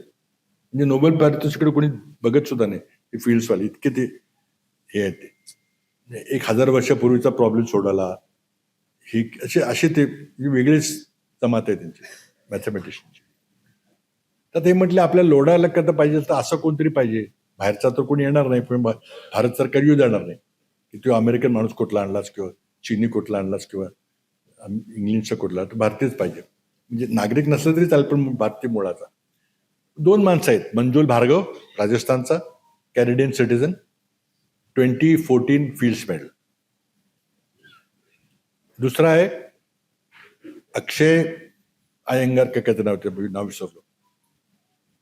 Born in Delhi, citizen of Australia, 2018. जगात 2 भारतीय मुळाचे फील्ड्स मेडलिस्ट दोघंच आहेत. आता ह्यातलं कोण मिळेल का, तर कोण इथे येईल? पगार तुम्ही देणार का? मग बऱ्या मुश्किलने यांनी प्रयत्न करून मंजुल भार्गवला बोलवलं. तो तयार झालाय, तो आता आलाय. त्याला खूप $1 मिलियन पेक्षा जास्त तिथं पगार होता. मी मॅच केलं तर काय पगार एक्झॅक्टली दिला मला माहित नाही, पण त्या आकडेवारी 10 कोटीच्या रेंजमध्ये आहे. मला कोणी गंमत सांगितली की म्हटलं तो यायला तयार झाला, पेपर वगैरे साईन करायचं ठरवलं, काहीतरी त्या लेवलचा पगार दिला, त्या लेवलचा, कारण नाहीतर कसं लिहिलं. तर त्याचा एक दिवस फोन आला, म्हटलं मला चायनाच्या शिग्वा युनिव्हर्सिटीनं काहीतरी 25% जास्त पैसे दिलेत. आता तो शेवटी माणूसच आहे. तो म्हणलं की एवढे मिळतात तर यांना ते मॅच करावं लागलं. पुन्हा मॅच करून त्यांनी ठेवलं इथं. पुन्हा सांगण्याचा उद्देश असा आहे की IITs और higher institution or buildings people, तुम्ही त्याच्याकडे पैसे खर्च करत तुम्हाला कधीच काही मिळणार नाही. आणि मी तुम्हाला हे पगार सांगितले. आता आणखीन एक कंपनीचं उदाहरण सांगतो. मी काल परवा मला ते कळलं. AI खूप विशेष चाललेलं आहे. ते कंपनी आहे अमेरिकेतली, त्या कंपनीचं थिंकिंग मशीन नावाचं एक स्टार्टअप होतं अमेरिकेत. आणि ते थिंकिंग मशीन स्टार्टअपचा प्रमुख होता, त्याचं नाव होतं अँड्र्यू ट्युलॉक. तर त्या माणसाला तुझी कंपनी चालली आहे, तो AI मध्ये खूप चांगलं काम करतोय. तुम्ही मार्क झकरबर्गचं नाव ऐकलं असेल, मोठा यातला माणूस आहे, मेटाचा प्रमुख आहे. तर मार्क झकरबर्गनं या माणसाला तू माझ्या कंपनीमध्ये येऊन जॉईन कर, तुझी कंपनी सगळी आमच्यात दे, तू ये म्हटलं. न्यूयॉर्क टाइम्सची एक बातमी आहे, त्या बातमीच्या आधारावर सांगतोय की न्यूयॉर्क टाइम्सने असं रिपोर्ट केलं, कधी मोठीच बातमी, की या अँड्र्यू ट्युलॉकला मार्क झकरबर्गनं एक पॅकेज दिलं. कितीचं पॅकेज दिलं? दॅट पॅकेज इज $1.5 बिलियन, 15,000 कोटीचा पगाराचं पॅकेज दिलं. तो म्हटला नाही येणार, कारण मला काम करू द्या. Highest ever package given to a human being in the world. Salary package for 6 years आहे. ते स्टॉक ऑप्शन्स वगैरे बरंच काय काय. पण आता अलीकडे गेल्या आठवड्यात बघितलं की हा अँड्र्यू ट्युलॉक हॅज जॉईंड मेटा. कुठल्या टर्म्स अँड कंडिशन ते कोणी सांगितलेलं नाही की ते ऍक्च्युअली काय मिळालं. म्हणजे सांगण्याचा उद्देश असा आहे की एखादा इथे सिक्युरिटी गार्ड बाहेर उभा आहे, एखादा ST कंडक्टर आहे, एखादी बाईक खुरपायला जाते, एखादी ऍग्रिकल्चर वर्कर्स 24 कोटी, त्यातलं एखाद्याला आपण ह्या लेवलला नेला असतं, ह्या दर्जाचं गेलं तर काय झालं असतं भारताचं. आणि मला सांगण्याचा उद्देश असा की भारत हा कधीही समृद्ध नैसर्गिक संपत्तीतून होणार नाही. We import 88% of our energy. Oil आपण 88% ऑइल आपण आयात करतो. एखाद्या देशामध्ये आलं की आपली अर्थव्यवस्था एकदम कोलमडते. काय झालं आपण बघितलं. आपल्याकडं सोनं मिळत नाही, चांदी मिळत नाही, तांबं मिळत नाही. आपल्याकडे ज्याला क्रिटिकल मिनरल्स म्हणतात ते इलेक्ट्रिक व्हेकल्सला लागतात मॅग्नेट करण्याकरता, ते आपल्याकडे अजिबात नाहीत. अणुऊर्जा निर्माण करण्याकरता मगाशी ओळख करून देताना अणु कराराचा उल्लेख केला का, अणुऊर्जाला जे युरेनियम लागतं ते आपल्या देशात होत नाही, फार कमी होतं. आणि म्हणूनच आम्हाला अणु करार करावा लागला. कारण आपल्याकडे युरेनियम धातूच नाहीये आणि कोणी युरेनियम धातू आपल्याला विकत नाही, कारण आपण काही कंडिशन ते ऍक्सेप्ट केल्या नाहीत. आणि मनमोहन सिंगने जो ऐतिहासिक करार केला त्यामुळे आपली युरेनियम खरेदी करायची वाट मोकळी झाली. त्यामुळं आपला जो सामरिक कार्यक्रम आहे अणुबॉम्ब वगैरे करायचा तो खुला झाला. फार मोठं ऐतिहासिक ते काम होतं, पण तेही आपल्याकडे नाही आहे, ते विकत घ्यायला लागतं. त्यामुळे नैसर्गिक संपदेवर आपण श्रीमंत होऊ शकणार नाही. आपण जर समृद्ध झालं तर हे यावरच होईल. आणि त्यामध्ये जर तुम्ही गुंतवणूक केली नाही, सांगण्याचा माझं तात्पर्य काय, ह्या सरकारला, एंटायर पॉलिटिकल सायन्सला तुम्ही गुंतवणूक जर करणार असला शिक्षणामध्ये तर काय होणार. आणि दॅट इज माय पॉइंट की आता ही जर विद्यार्थी चळवळ करतायत, आता ते नंदन निलेकरनी जी कमिटी नेमलेली आहे आणि आम्ही सगळ्या शिक्षण व्यवस्थेचा विचार करू म्हणतात, म्हणजे तुम्ही शिक्षणावर जर खर्च वाढवला नाही, आमच्याकडून चूक झाली असेल मी कबूल करतो. आज आपल्याला 6-7, मी इतर देशांची उदाहरण तुम्हाला देईन, 10-10, 12-12, 13-13 सगळे ओईसीडीचे जेवढे श्रीमंत राष्ट्र आहेत सगळ्यांचा 5% वर शिक्षण खर्च आहे. आपल्याला अजून 3.5च्या वर जात नाही. आणि आपल्याला इतकी गरज आहे. आपल्याला माणसं मिळत नाही, फॅकल्टी मिळत नाही, कारण आपण पगार देत नाही. आणि त्यामुळं it is all about human resources, it's about high quality of education. आणि ते जर आपण गुंतवणूक करणार नसू तर हे दिवास्वप्न जाईल. आता आणखी मला थोडं रिसर्चवर बोलायचं आहे. एक थोडं चीनचं उदाहरण आणखी सांगतो. शेवटी इतर लोक काय करतात बघितलं पाहिजे. अमेरिकेमध्ये ईस्ट कोस्टवर पूर्वी किनाऱ्यावर काही युनिव्हर्सिटीज आहेत ज्यांना आयव्ही लीग युनिव्हर्सिटी म्हटलं जातं. हार्वर्ड आहे, येल आहे, आणखी काय नवोपरीच आहेत. आणि ते अतिशय जगातल्या पाहू शकता वेबसाईटवर मिळेल. आणि त्यामध्ये त्यांनी काय केलं, नवीन विश्वविद्यालय बांधली नाहीत, त्यांनी असलेल्या विश्वविद्यालयामध्येच अपग्रेड करायचं ठरवलं. आणि त्यामध्ये या 9 मध्ये शिंगवा युनिव्हर्सिटी बीजिंगची, पेकिंग युनिव्हर्सिटी बीजिंगची, फुदान, शांघाई जिओटॉंग, झायटुंग हाँगशॉची, Nanking university of science and technology China Hefei, Harbin आणि जेजियांग युनिव्हर्सिटी नावं जरा, ह्या 9 युनिव्हर्सिटीला त्यांनी $1 बिलियन 10,000 कोटी रुपयेपर्यंत त्यांनी तरतूद केली. सगळ्या 2ला 10,000 दिले, काही ना 5,000 दिले, काही ना 4,000 दिले.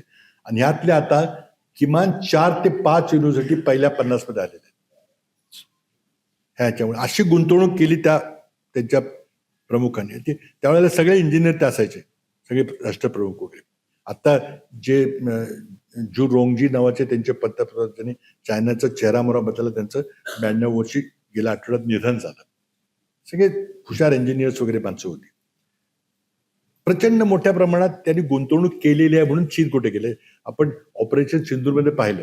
चीनने आपल्या घरात बसून काय प्रभाव केला त्याचा बघितलं आपण, सगळं कसं केलं. आज कित्येक क्षेत्रामध्ये अमेरिकेचे ते पुढे गेलेले आहेत. तर अमेरिकेचं जे उच्च शिक्षण पद्धती आहे त्यामध्ये आपल्यामध्ये काय फरक आहे. आपण संबंध 100% शिक्षण व्यवस्थेवर सरकारवर अवलंबून राहतो. इतर आपण कोणी काही हे करत नाही. आज जगातली जी एक अतिशय चांगली युनिव्हर्सिटी पहिल्या क्रमांकात म्हणजे बऱ्यापैकी आहे ती हार्वर्ड युनिव्हर्सिटी म्हणून मानली जाते. त्या हार्वर्ड युनिव्हर्सिटीमध्ये त्यांचा स्वतःचा $56 बिलियन निधी आहे. 1 बिलियन म्हणजे जवळ 10,000 कोटी असं रफ गोष्ट आपण धरू. $56 बिलियन त्याचा निधी आहे. त्याच्या व्याजावरून ती युनिव्हर्सिटी चालते. चांगल्या शिक्षकांचा पगार देणं, किती मागाल ते पगार देणं वगैरे हे त्यातून नंतर. आणि दरवर्षी हार्वर्ड युनिव्हर्सिटीला $600 मिलियन देणगी माझे विद्यार्थी देतात किंवा इतर फिलॅन्थ्रोफी देतात. $600 मिलियन. काही सरकारचा संबंध नाही, सरकार एक नवा पैसे येत नाही, कॉन्ट्रॅक्ट देते काही की आमच्याकरता रिसर्च करा. MIT हे जगातलं सर्वोत्कृष्ट इंजिनिअरिंग कॉलेज समजलं जातं, मॅसेच्युसेट्स इन्स्टिट्यूट ऑफ टेक्नॉलॉजी. त्यांच्याकडं $27 बिलियन एंडामेंट फंड आहे, निधी आहे. $27 बिलियन त्यातलं व्याज येतं, त्यावर ते रिसर्च खूप करतात आणि त्यांना दरवर्षी जवळजवळ $65 बिलियन निधी माजी विद्यार्थी वगैरे देतात. सरकारचा काय संबंध आहे?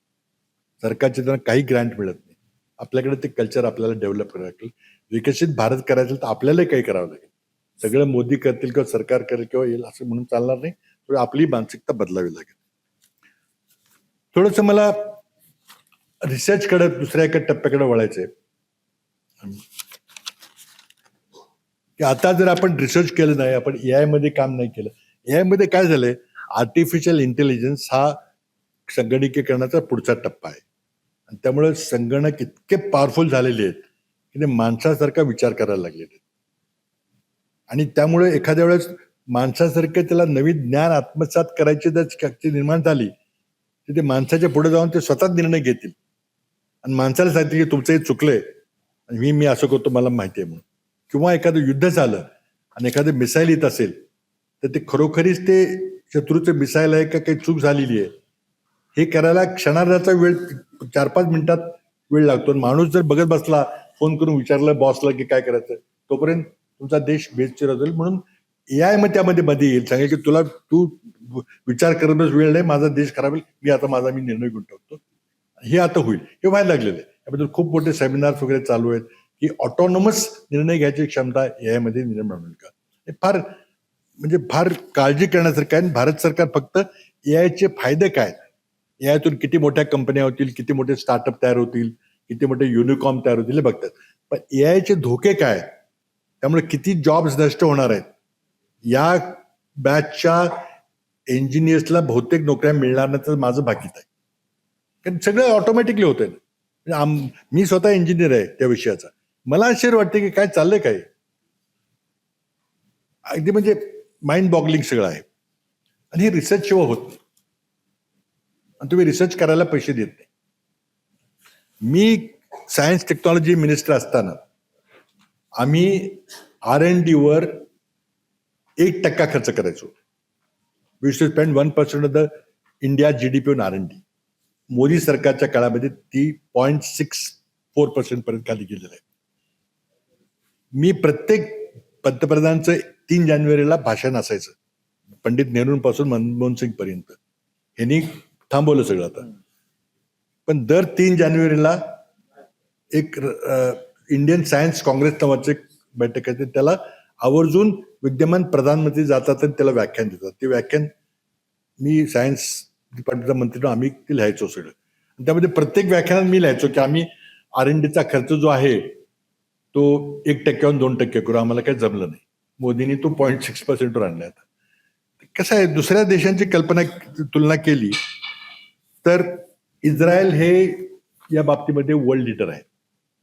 किती खर्च कतरीचा, अतिशय छोटा देश आहे, पण तो किती समृद्ध, किती संपन्न हे तुम्हाला कळेल लगेच.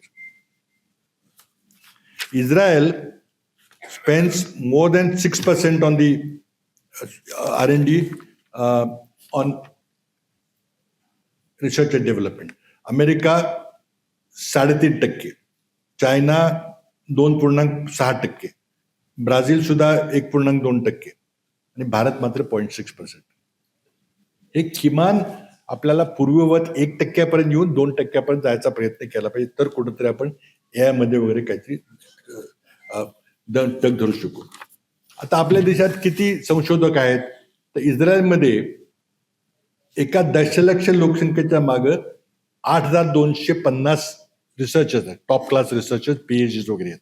PhDचं मोजमाप होत नाही, पण त्याला रिसर्चर्स म्हणतात, हाय क्लास रिसर्चर. इस्रायलमध्ये दशलक्ष लोकसंख्येमागे 8,250, अमेरिकेमध्ये 4,300, चायनामध्ये 1,200, ब्राझीलमध्ये 800 आणि भारतात 216. म्हणजे आपल्याकडे खूप संख्या मोठी आहे, कारण लोकसंख्या आपली मोठी आहे म्हणून. पण जर दशलक्ष लोकसंख्येच्या मागं प्रमाण काढलं तर भारताच्या 216 मध्ये जगाची 8,250 इस्रायल आणि 4,500 अमेरिका आणि 1206 कुठं तुलना आपण करणार? पैसे खर्च केल्याशिवाय होईल काय? पैसे खर्च करायला तुम्ही तयार नाही. तुम्हाला रस्ते बांधायचे त्यातले 40% कमिशन खायचं. आता शक्ती महामार्ग 1 लाखाचं काढलंय कंट्रोल. आणि कुंभमेळ्याचं काय झालं मला सगळ्या लोकांनी सांगितलं ते कोण कोण सगळी डायरेक्ट अमित शहाची कशी टेंडर मिळतात, पण त्यात मी आता जास्त जात नाही. काय झालं हे आता सायन्सला रिसर्चला पैसे कसे द्यायचे, आपण सायन्सला प्रोत्साहन कसं द्यायचं. तर आपल्या सगळ्या मोठ्या राष्ट्रामध्ये एक सायन्स अकॅडमी असते. सगळी शास्त्रज्ञ एकत्र येतात आणि आपण सरकारला सल्ला देण्याकरता किंवा नवीन संशोधनाची दिशा ठरवण्याकरता एक सायन्स अकॅडमी करतात. जगातली सगळी पहिली सायन्स अकॅडमी आयझॅक न्यूटनच्या अध्यक्षतेखाली 1660 साली इंग्लंडमध्ये तयार झाली. त्याला रॉयल सोसायटी म्हणतात. फ्रान्समध्ये झाली, जर्मनीमध्ये झाली. अमेरिकेमध्ये गृहयुद्ध चालू होतं अब्राहम लिंकनच्या काळात 1660 ते 1665. त्या काळामध्ये अमेरिकेच्या संसदेने कायदा केला आणि अमेरिकन सायन्स अकॅडमीची स्थापना करून अब्राहम लिंकनने राष्ट्रपती म्हणून युद्ध थांबवून सही करून ते अकॅडमी स्थापन केली. ती त्यावेळेला कारण त्यांना माहिती आहे की आपण सायन्स शिवाय जिंकणार नाही. सगळ्या देशांच्या राष्ट्रीय अकॅडमी आपल्यात आहेत. आपल्याकडे 4 आहेत. एक नाही 4 आहेत आणि 4 आपसात भांडणं चालू असतात. ह्याला कोणी काही करू शकत नाही.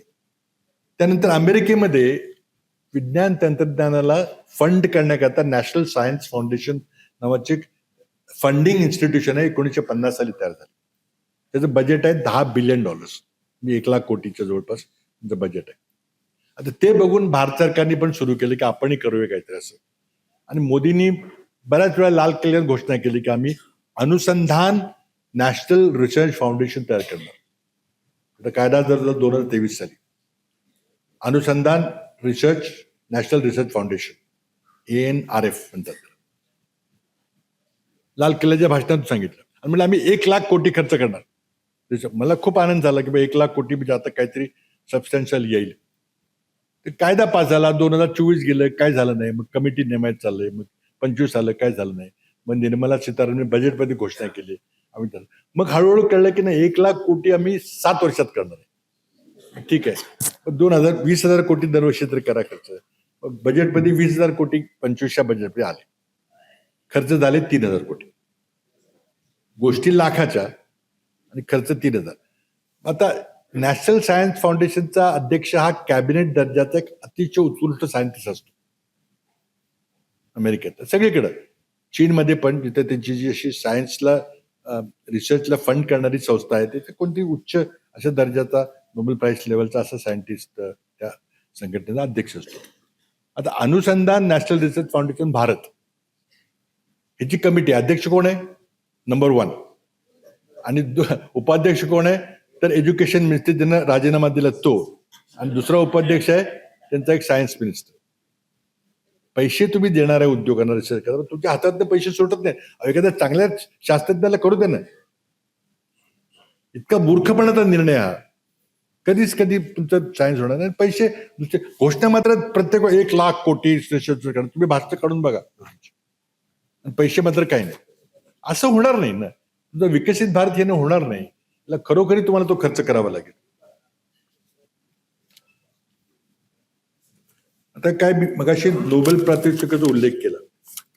आता ही जी नॅशनल अकॅडमी ऑफ सायन्सेस आहे जे 1863 साली अब्राहम लिंकननं सही करून तयार केली. त्यांनी जे सायन्सचं काम केलेलं किती वर्ष झाली आता? 100-150 किती झाली? बरीच वर्ष झाली. तर त्यांनी आतापर्यंत जे रिसर्च केलेलं आहे किंवा रिसर्चला फंड केलं किंवा सल्ला दिलाय त्यातून जवळजवळ 500 लोकांनी नोबेल पारितोषिक जिंकलेलं. 500 त्यांच्या फंडमुळे वगैरे, म्हणजे बरीच वर्ष झाली सुरू झाल्यापासून. आणि भारतात मात्र 3 अकॅडमी तर आपसात त्यांची भांडणं आहेत. काहीच काम होत नाही. आणि भारताला मी मग सांगितलं फक्त एकच नोबेल पारितोषिक भारतीयाला मिळालं ती स्वातंत्र्य काळाच्या पूर्वी. स्वातंत्र्य काळानंतर जी मिळाली ती बाहेरच्या नागरिकांना मिळाली ठिकाणं. ते आता हे करण्याकरता म्हणजे नोबेल पारितोषिकाची जर संख्या काढली, माझ्याकडे आकडे आहेत काही, तर युनायटेड स्टेट्स 290 आतापर्यंत फक्त सायन्समध्ये म्हणजे पीस आणि लिटरेचर इकॉनॉमिक्स वगैरे नाही, ते वेगळा विषय. सायन्समध्ये अमेरिकन शास्त्रज्ञांना 290 नोबेल पारितोषिक आहेत, युकेला 92 आहेत, जर्मनीला 74 आहेत, फ्रान्सला 39 आहेत, रशियाला 16 आहेत. America spends 14% on health. सर्व 100% मेडिसिन इज फ्री इंग्लंडमध्ये वगैरे, नॅशनल हेल्थ सर्व्हिस. आपल्याकडे जवळजवळ 60 ते 70% आउट ऑफ पॉकेट एक्सपेंडिचर आहे. काही आपण आजारी पडलो तर सरासरी देशात 60 ते 70% आउट ऑफ पॉकेट म्हणजे आपल्याला खाजगी लोकांना खर्च करावा लागतो. कारण आपण ते सगळं गणितच बिघडून टाकलेलं आहे. आज अमेरिकेसारखा देश, इंग्लंड सारखा, युके सारखे 10-15% ऑफ दॅट GDP करतात. केंद्र सरकारचं कामच मुळात शिक्षण आणि एज्युकेशन आणि संरक्षण. बाकी सगळ्या लोकल बॉडी सगळं करतात, म्युन्सिपल काउन्सिल्स वगैरे, इथे करत नाही. तर आपल्याला जर समृद्ध व्हायचं असेल तर आरोग्य तितकंच महत्वाचं जितकं शिक्षण महत्वाचं आहे. त्याकडे आपण संपूर्ण दुर्लक्ष केलेलं आहे. प्रत्येक पॅरामीटर माझ्याकडे बरेच आकडे आहेत. डॉक्टर्स किती आहेत, नर्सेस किती आहेत, हॉस्पिटल बेड्स किती आहेत, फार विदारक असं चित्र आहे. कारण आपण पैसे खर्च करत नाही. आणि हे त्या ह्या आता आंदोलनातून जे काही निघेल पुढं, तर त्या आपल्याला ह्या गोष्टींच्याकडे लक्ष देऊन मूलभूत आपल्याला बदल करावे लागतील, तरच काहीतरी जास्त शक्य होईल. तो होणार नाही. आरोग्याचे मी काय आकडे सांगत होतो, तर WHO प्रमाणे जगातल्या सगळ्यात जास्त महारोगाचे रुग्ण हे भारतात आहेत. Highest leprosy load as per दी ग्लोबल लेप्रेसी डेटा हे इंडिया, ब्राझील, इंडोनेशिया 3 देशात आहेत. आणि त्यामध्ये भारतामध्ये जवळजवळ 61% रुग्ण हे फक्त भारतात. जगाच्या एकूण डेप्रेसिव्ह पेशंटपैकी 61% भारतात. कारण पब्लिक हेल्थवर आपण खर्चच करत नाही. India has the highest number of blind people in the world. इतर कुठल्याही जगातल्या देशापेक्षा सर्वात जास्त अंध व्यक्ती आहेत. कारण आपण त्यामध्ये जे करता येण्यासारखे उपचार, आय प्लांटेशन वगैरे, बरेच काही उपचार, मला काही डॉक्टर सांगतील काय, ते आपण करत नाही, खर्च करत नाही. बेसिक बॉटम लाईन आपण आरोग्यावर खर्च करत नाही. India has the highest number of out of hospital births. आपण इन्स्टिट्यूशन डिलिव्हरी झाली पाहिजे म्हणून आपण खूप आग्रह करतो की सगळे बाळंतपण हे हॉस्पिटलमध्ये झालं पाहिजे, व्यवस्थित डॉक्टरांच्या देखरेखीखाली, नर्सेसच्या देखरेखी. तरी बऱ्याच ठिकाणी, विशेषतः आदिवासी भागामध्ये, ग्रामीण होत नाही. तर एकूण जगातले जे आउट ऑफ हॉस्पिटल बर्थ्स आहेत त्यात सगळ्यात जास्त भारतात आहेत. We are number 1 in that category. त्यानंतर नॅशनल फॅमिली हेल्थ सर्व्हे म्हणून आपण दर 2-3 वर्षांनी एक सर्व्हे करतो. 5व्या सर्व्हेचे आकडे आहेत की आपल्या 23% महिला वय 20 ते 23 यांचं जर आकडेवारी पाहिली तर त्यातल्या 23% मुलींचे लग्न 18व्या वर्षापेक्षा कमी वयात झालेले आहेत. आजही, आजचा लेटेस्ट डेटा आहे. 23% females have been married before the age of 18 in the age group of 20 to 23. खूप जास्त आहे. आणि नंतर आणखीन एक आकडा आहे की 15 ते 19 वयोगटातल्या 7% महिला या 18 वर्षाच्या आत बाळंत होतात. आणि ते मग त्याचे इल इफेक्ट काय ते डॉक्टरना सगळ्यांना माहिती आहे. तुम्ही जर खर्चच केले नाहीत तर हे सगळे parameters, you are number 1 in so many bad categories. Not in income category. Income मध्ये 167 आपण आहे, पण इतर सगळ्या बाबतीमध्ये आपला नंबर पहिला आहे. आणि तुम्ही कसं विकसित भारत बनणार? आकडेवारीमध्ये तर नाहीच नाहीये. जो इम्पेरिकल डेटा आहे त्यामध्ये अति शॉकिंग डेटा आपल्या समोर येतो. हे तुम्ही सगळं you are hiding it under the carpet. हे कोणाला सांगत नाही तुम्ही. जाहिरात फक्त वेगळीच असते. Mother of all democracy. काय फक्त अडाणी माणूसच म्हणू शकतो. त्याला वेस्टर्न सिव्हिलायझेशनचा काही अभ्यास नाही, त्याला ग्रीक फिलॉसॉफरची माहिती नाही, सॉक्रेटिस, प्लॅटो, अरिस्टॉटल, किंवा इंग्लंडमध्ये काय झालं, किंवा माकियावेली असेल, किंवा बरेच गोष्टी, सगळी नावं, किंवा कन्फ्युशियस चायनामध्ये असेल, तुम्हाला काहीच माहित नाही. आणि we are mother of democracy. अरे मनुस्मृती असणारे हे 400 पार नाही झालं ना लोकसभेला. 400 कशाला पाहिजे होतं? 2/3 बहुमत घटना बदल ते मिळालं नाही. मग आता तुम्हाला या आडून तुम्हाला करायचं. म्हणून मला वाटतं की विकसित भारत हे एक अतिशय स्वागतार्ह उद्दिष्ट आहे. तारखेबद्दल आपण मतभेद असू शकतो, पण तुमच्या या पॉलिसीजने, या धोरणाने, या गतीने ते होणार नाही. प्रचंड मोठा भ्रष्टाचार जो मांडून ठेवलेला आहे तो. नाशिकच्या करानं काय सांगायला नको, तुमच्या पालकमंत्र्यांना बक्षीस मिळालं काल, त्यांनी काय काय घोटाळे केले त्याचं. त्यामुळे ह्या वातावरणामध्ये पक्षांतर बंदी कायदा आम्ही केला, राजीव गांधींनी केला, पण तुम्ही धाब्यावर बसवला. 50-50 कोटीची खरेदी विक्री केली. कसं तुम्ही लोक देशामध्ये रस्त्याला खड्डे का नाही पडणार, पूल का नाही कोसळणार? इतकं प्रचंड वातावरण करप्शनचं केलेलं आहे. तुम्हाला जर खरंच विकसित भारतकडे जायचं असेल तर पहिल्यांदा करप्शनची व्यवस्था, हे करप्शन थांबवायला लागेल. हे मोदी सरकारकडून होणार नाही, म्हणून ते सरकार घालवावं लागेल. ती विद्यार्थ्यांनी सगळं हातात घेतलेली ती झाल्याशिवाय राहणार. आपल्याला शिक्षणावर खर्च करावा लागेल, आरोग्यावर खर्च करावा लागेल, R&D वर खर्च करावा लागेल. आज प्रत्येक पॅरामीटर बघा तुम्ही, प्रेस फ्रीडम इंडेक्स सगळीकडे आपला शेवटचा नंबर. एन्व्हायरमेंटल इंडेक्स 176 दिवसापैकी आपला 162वा नंबर आहे. कसं तुम्ही कुठल्या बाबतीत तुम्ही सांगताय, कशाला सांगताय, आणि विश्वगुरु म्हणून सांगताय? म्हणजे मला तर इतकं आश्चर्य वाटतं की मदर ऑफ डेमोक्रेसी. पण काय शेवटी आहे की तुम्ही जर एखादा कंपनी छोटी असेल, दुकान असलं, काहीतरी छोटे असले, आपल्याला काही माणसं नोकरीला ठेवायची, तर आपण सांगतो बघ जाहिरात काढा, काय चार्टर्ड आम्हाला अकाउंटंट पाहिजे, BCom वगैरे असला तर घ्या तुम्ही. आला माणूस, इंटरव्ह्यू झाले, पास झाला, तुम्ही किमान त्याचं सर्टिफिकेट तर बघाल ना. बघ तू BCom म्हणतो तो दाखव कुठे. नाही मी सर्टिफिकेट दाखवणार नाही, पण मला घ्या तुम्ही. कोण घेईल तुम्हाला नोकरीवर? पण आज भारताच्या पंतप्रधान कोणी सर्टिफिकेट विचारतं? खोटं सर्टिफिकेट छापावं लागतं. बघा, शिक्षण नसणं काही गुन्हा नाही, परिस्थितीनुसार बऱ्याच जणांना घेता आलं नाही. आम्हाला नशिबाने चांगलं शिक्षण मिळालं. वसंतदादाचं काही शिक्षण नव्हतं, त्यांनी चांगलं काम केलं, त्याबद्दल दुमत नाही. पण वसंतदादांनी मी PhD आहे पण दाखवणार नाही असं कधी म्हटलं नाही. तुम्हाला असं का वाटतं? सांगा ना बाबा, ठीक आहे, मी इतर काम केलं, मी प्रचारक म्हणून काम केलं, तेही महत्वाचं काम होतं. म्हणजे मी संघाचं काम केलं, ठीक आहे, नाही मला वेळ मिळाला शाळेत जायला, लाज कशाची वाटते तुम्हाला?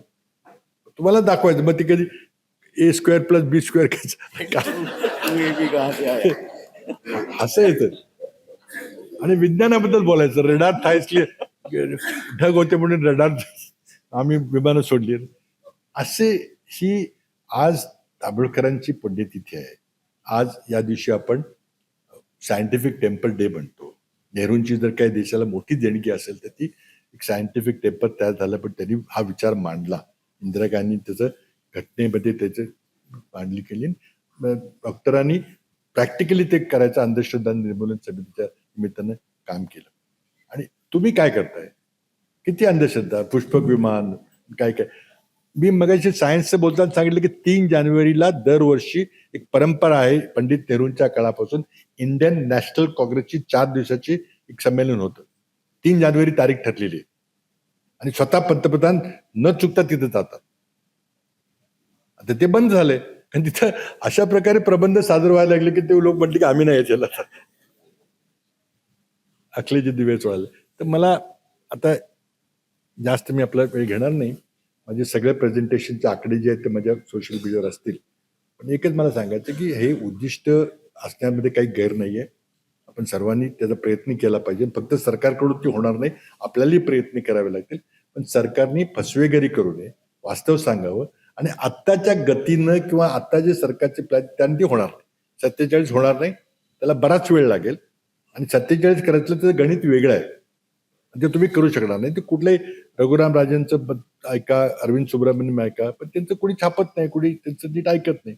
स्पष्ट आहे की ते होणार नाही.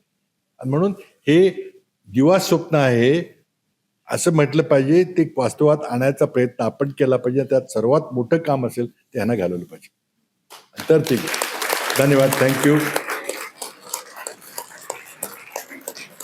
त्यांना आपण ऑलरेडी विकसित भारतात आहोत, आता कशाची गरज नाही. असं त्यांना वाटतं. त्यामुळे हा अख्खा जो प्रॉपगंडा विकसित भारताचा आहे तो विकला जातो. आणि ते जरी 2% असले एकूण लोकसंख्येच्या 14 लाखाच्या वरचे, एक पेक्षा कमी. हा, तर म्हणजे मी आता तुम्ही बोलत होता तेव्हाच गुगल करून पाहिलं तर 14 लाखापेक्षा जास्त उत्पन्न असणारे 2%पेक्षा कमी आहेत देशात. तर या परिस्थितीमध्ये त्यांना तर ऑलरेडी असं वाटतंय की आपण विकसित राष्ट्र झालेलो आहोत. त्यामुळे त्यांची संपूर्ण संवेदनशीलता ही संपलेली आहे त्याच्या खालच्या आर्थिक वर्गातल्या लोकांबद्दल. ती सेन्सिटिव्हिटी कशी जागी करता येणार? तर प्रश्न असा आहे की एक तर ही ऐकू येते? हॅलो, ही आकडेवारी आपण इंटरनाइज केली पाहिजे. वास्तव सगळ्यांना सांगितलं पाहिजे की आपल्याला काही 2% लोक श्रीमंत होऊन चालणार नाही. 100% लोकांना त्या लेवलला आपल्याला आणावं लागेल तरच विकसित राष्ट्र. 2%, 1% लोक खूप श्रीमंत आहेत, ते परदेशात राहतात. बऱ्याच जणांनी भारतीय नागरिकत्व सोडून परदेशी नागरिकत्व घेतलेलं आपण पाहतोय. पहिल्यांदा त्याचं वास्तव काय ते मान्य केलं पाहिजे, तरच आपण या प्रश्नाकडे खरं जाऊ शकतो. पण तुम्ही जर शत्रुमुर्गासारखं वाळूत मान खाली बसला की नाही आपोआप होईल सगळं, किंवा अंधभक्तांनी सांगितलं की नाही जाहिरात केली की होईल, असं होणार. आणि आपल्याला सायंटिफिक टेम्परने याकडे पाहावं लागतं, आकडेवारी पाहायला. आणि आकडेवारी काही विरोधी पक्षांनी ते आंतरराष्ट्रीय आकडे आणि भारत सरकारनं हे सांगितलं पाहिजे की हो हे आकडे आहेत, आमचा प्रयत्न $14,000 पर कॅपिटल जीडीपी पर्यंत जायचं आहे आणि असं पद्धतीनं रोडमॅप आम्हाला द्या. तुम्ही तेही सांगत नाही, नुसतं मोगम बोलताय तुम्ही की आम्ही विकसित होणार, चालू होईल वगैरे, असं नाही चालत. आणि हे this is part of the constitution. This is what constitution tells us to do. आणि ते जे घटनेचं आर्टिकल 51A मी उल्लेख केला एच, त्यामध्ये म्हटलेलं की इट इज अ ड्युटी, तुमचं सगळ्यांचं कर्तव्य आहे to develop the scientific temple for which doctor Narendra Dabholkar gave up his life. तुमची ड्युटी आहे. आणि स्पिरिट ऑफ इन्क्वायरी, प्रश्न विचारायचंही तुमची ड्युटी, तुमचं कर्तव्य आहे. हे घटनेत नमूद केलंय. जोपर्यंत आता 2/3 बहुमत करून घटना बदलत नाही तोपर्यंत आहे. हा एक जो प्रश्न आहे तो पूर्वार्धामध्ये झाला होता. संसद यात काँग्रेस काय भूमिका घेईल, आणि जो आपण आधी विचारला होता की संस्था संघटना म्हणून काय करायला पाहिजे. पण काँग्रेस पार्टीला मी बोललो नाही त्याच्या ठिकाणी, कालचीच घटना आहे. काँग्रेस अधिकृतपणे विधिमंडळामध्ये आणि राष्ट्रीय पातळीवर हा निश्चितच त्यांनी हा योग्य ठिकाणी प्रश्न उपस्थित केला पाहिजे, करतील त्याकडे मी सांगेन. पण त्यांनी काय सरकारवर फरक पडेल, त्याला जे करायचे कर. आणि एकच मार्ग आहे आणि तो जनआंदोलनाचा मार्ग आहे, जे आता जयंतीच्या या परीक्षेच्या चळवळीमध्ये आपल्याला दाखवले. हे करता येतं, करता येऊ शकतं आणि ते मग इतर बाबतीमध्ये देखील आपल्याला करता येईल.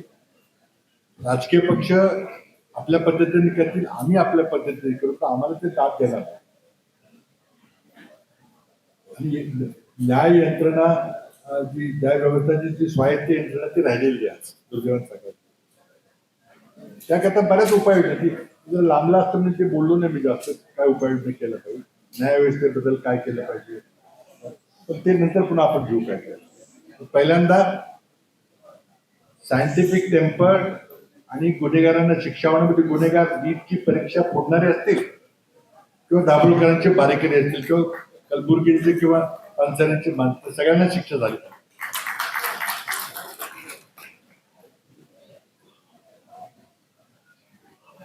विकसित भारत हे स्वप्न वास्तवात आणायचे असेल तर मतदान बॅलेटवर झाले पाहिजे.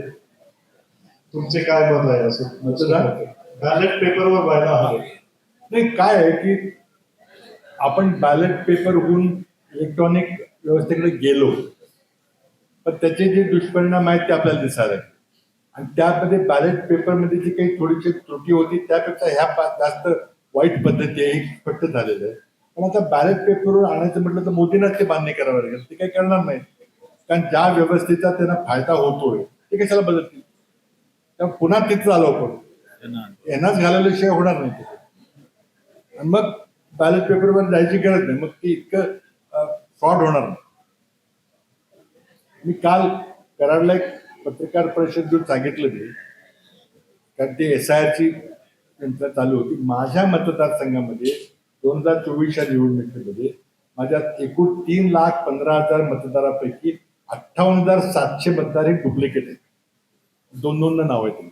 ही सगळी यादी मी कम्प्युटर प्रिंटआउट सह जिल्हाधिकाऱ्यांना दिलेली आहे. निवडणुकीपूर्वी दिली तेव्हा त्यांनी काही लक्ष दिलं नाही, तुझा व्हायचा तो परिणाम झाला. आणि 24 सप्टेंबर 2024ला लोकसभा निवडणुकीच्या दारुण पराभवानंतर अमित शहा नागपूरला येऊन त्यांनी लोकांना सांगितलं की 10% मतं वाढवा. लोकसभेनंतर विधानसभेच्या 5 महिन्यानंतर 10% मतं कशी वाढतील? लोकसंख्येचा वृद्धी दर 0.9% आहे. 5 महिन्यामध्ये 0.5% वाढतील. 10% वाढवा म्हणून सांगितलं. 10% वाढवली कशी? 2दा 4दा 10दा लोकांनी एकेकाने मतदान नोंदलं आणि मतदान केलंय तेवढ्या वेळा. त्यातून निकाल बदलला. म्हणून राहुल गांधींनी जे 50 लाखापर्यंत दिले, आज तो 0 पैसे कमवतोय, 0 कर देतोय. त्यामुळे भारताच्या तिजोरीमध्ये पब्लिक सेक्टरकरता पैसे नाही. त्याकरता उत्पन्न वाढलं पाहिजे. आज इंग्लंड सारखा देश आहे, किती कमी लोकसंख्या आहे, पण आपल्यापेक्षा जास्त त्याचं GDP काय आहे, तर प्रत्येक व्यक्ती तो वस्तू आणि सेवा निर्माण करतो, तर आपल्यापेक्षा किती पट जास्त आहे. ही क्षमता निर्माण केली की ती शिक्षणाच्या होणार. आणि दुसऱ्या बाजूला विज्ञान तंत्रज्ञान. आज जर म्हणजे गेल्या 10 वर्षात भाजपचं सरकार C कॅटेगरी दिलेली आहे. मनमोहन सिंग यांच्या 10 वर्षाच्या कालखंडामध्ये जो सरासरी विकास दर होता तो देशाच्या इतिहासामध्ये सर्वात जास्त होता. ही वस्तुस्थिती आहे. तर त्यांनी ती बदलण्याकरता काही आकडेवारी बदललेली आहे. बेस इयर बदललेलं आहे, काही केलेलं आहे, पण वस्तुस्थिती आहे. 2008चं आर्थिक संकट आम्ही कसं हाताळू कोणाला कळू पण दिलं नाही. त्यामुळं शेवटी तुमच्या देशाचा नेता हा डॉक्टर मनमोहन सिंग सारखा एक जगप्रसिद्ध अर्थतज्ञ असणं आणि एंटायर पॉलिटिकल सायन्स असतं, त्यामध्ये फरक आहे ना. शेवटचा प्रश्न घेऊया. गेलो नसतो, ते चुका झाल्या. उलट आता राहुल गांधी संघटन सृजन नावाचा एक कार्यक्रम हाती घेतलाय आणि ते आता दुसऱ्या टोकाला चालले. आमची काँग्रेस पक्षाची एक संविधान आहे. अध्यक्ष कसा निवडायचा, वर्किंग कमिटीची निवडणूक कशी घ्यायची, पार्लमेंटरी बोर्डची निवडणूक कशी घ्यायची, सगळे संविधान आहे. 150 वर्षाचं, 130-35 वर्षाचं संविधान. पण ते बदलून आता संघटन सृजन नावाचा कार्यक्रम याच करता घेतलाय. हे नवीन नेतृत्व आहे आणि त्यामध्ये अटच अशी आहे की जिल्हाध्यक्ष तरुण असावेत. आमचे सगळे जिल्हाध्यक्ष आता आपण पाहिले असतील, नाशिकचे 3 जिल्हाध्यक्ष तरुण आहेत. तर तो करायचा प्रयत्न केलाय, पण ते ऑर्गॅनिक आलं पाहिजे. आर्टिफिशियली करून चालणार नाही. म्हणजे नोकरीचा अर्ज घेतला जर का 26 वर्षाच्या आत असाल तर अर्ज करावा, असं नाही चालणार. तुम्ही त्याला ऑर्गॅनिकली तरुणांच्या हातात नेतृत्व केलं पाहिजे. जबरदस्ती करून देऊन उपयोग. त्याकडे नेतृत्वाचे गुण पाहिजेत, नेतृत्व कुशलता पाहिजे, तरच ते होईल. पण राहुल गांधी प्रामाणिक प्रयत्न करतात. परवा दिवशी का उद्या मला वाटतं पुण्याला छात्रो की गूंज या कार्यक्रम करता चालली. 10,000 मुलांचा विद्यार्थ्यांचा कार्यक्रम ते घेणार आहे. मला वाटतं विद्यार्थ्यांच्या बरोबर ते रेझोनेट करता येतं, होईल असं वाटतं. पण नेतृत्व 29ला बदल झाल्याशिवाय राहणार नाही. याचं कारण असं आहे की लोकांना आता खरी परिस्थिती कळायला लागलेली आहे, इन्कम्पन्सी झालेली आहे. आणि ते काँग्रेसमुळे किंवा विरोधी पक्षामुळे किंवा इंडिया अलायन्समुळे कदाचित नसेल, ते मोदीच्या कृपेमुळे असेल, पण बदल होणार.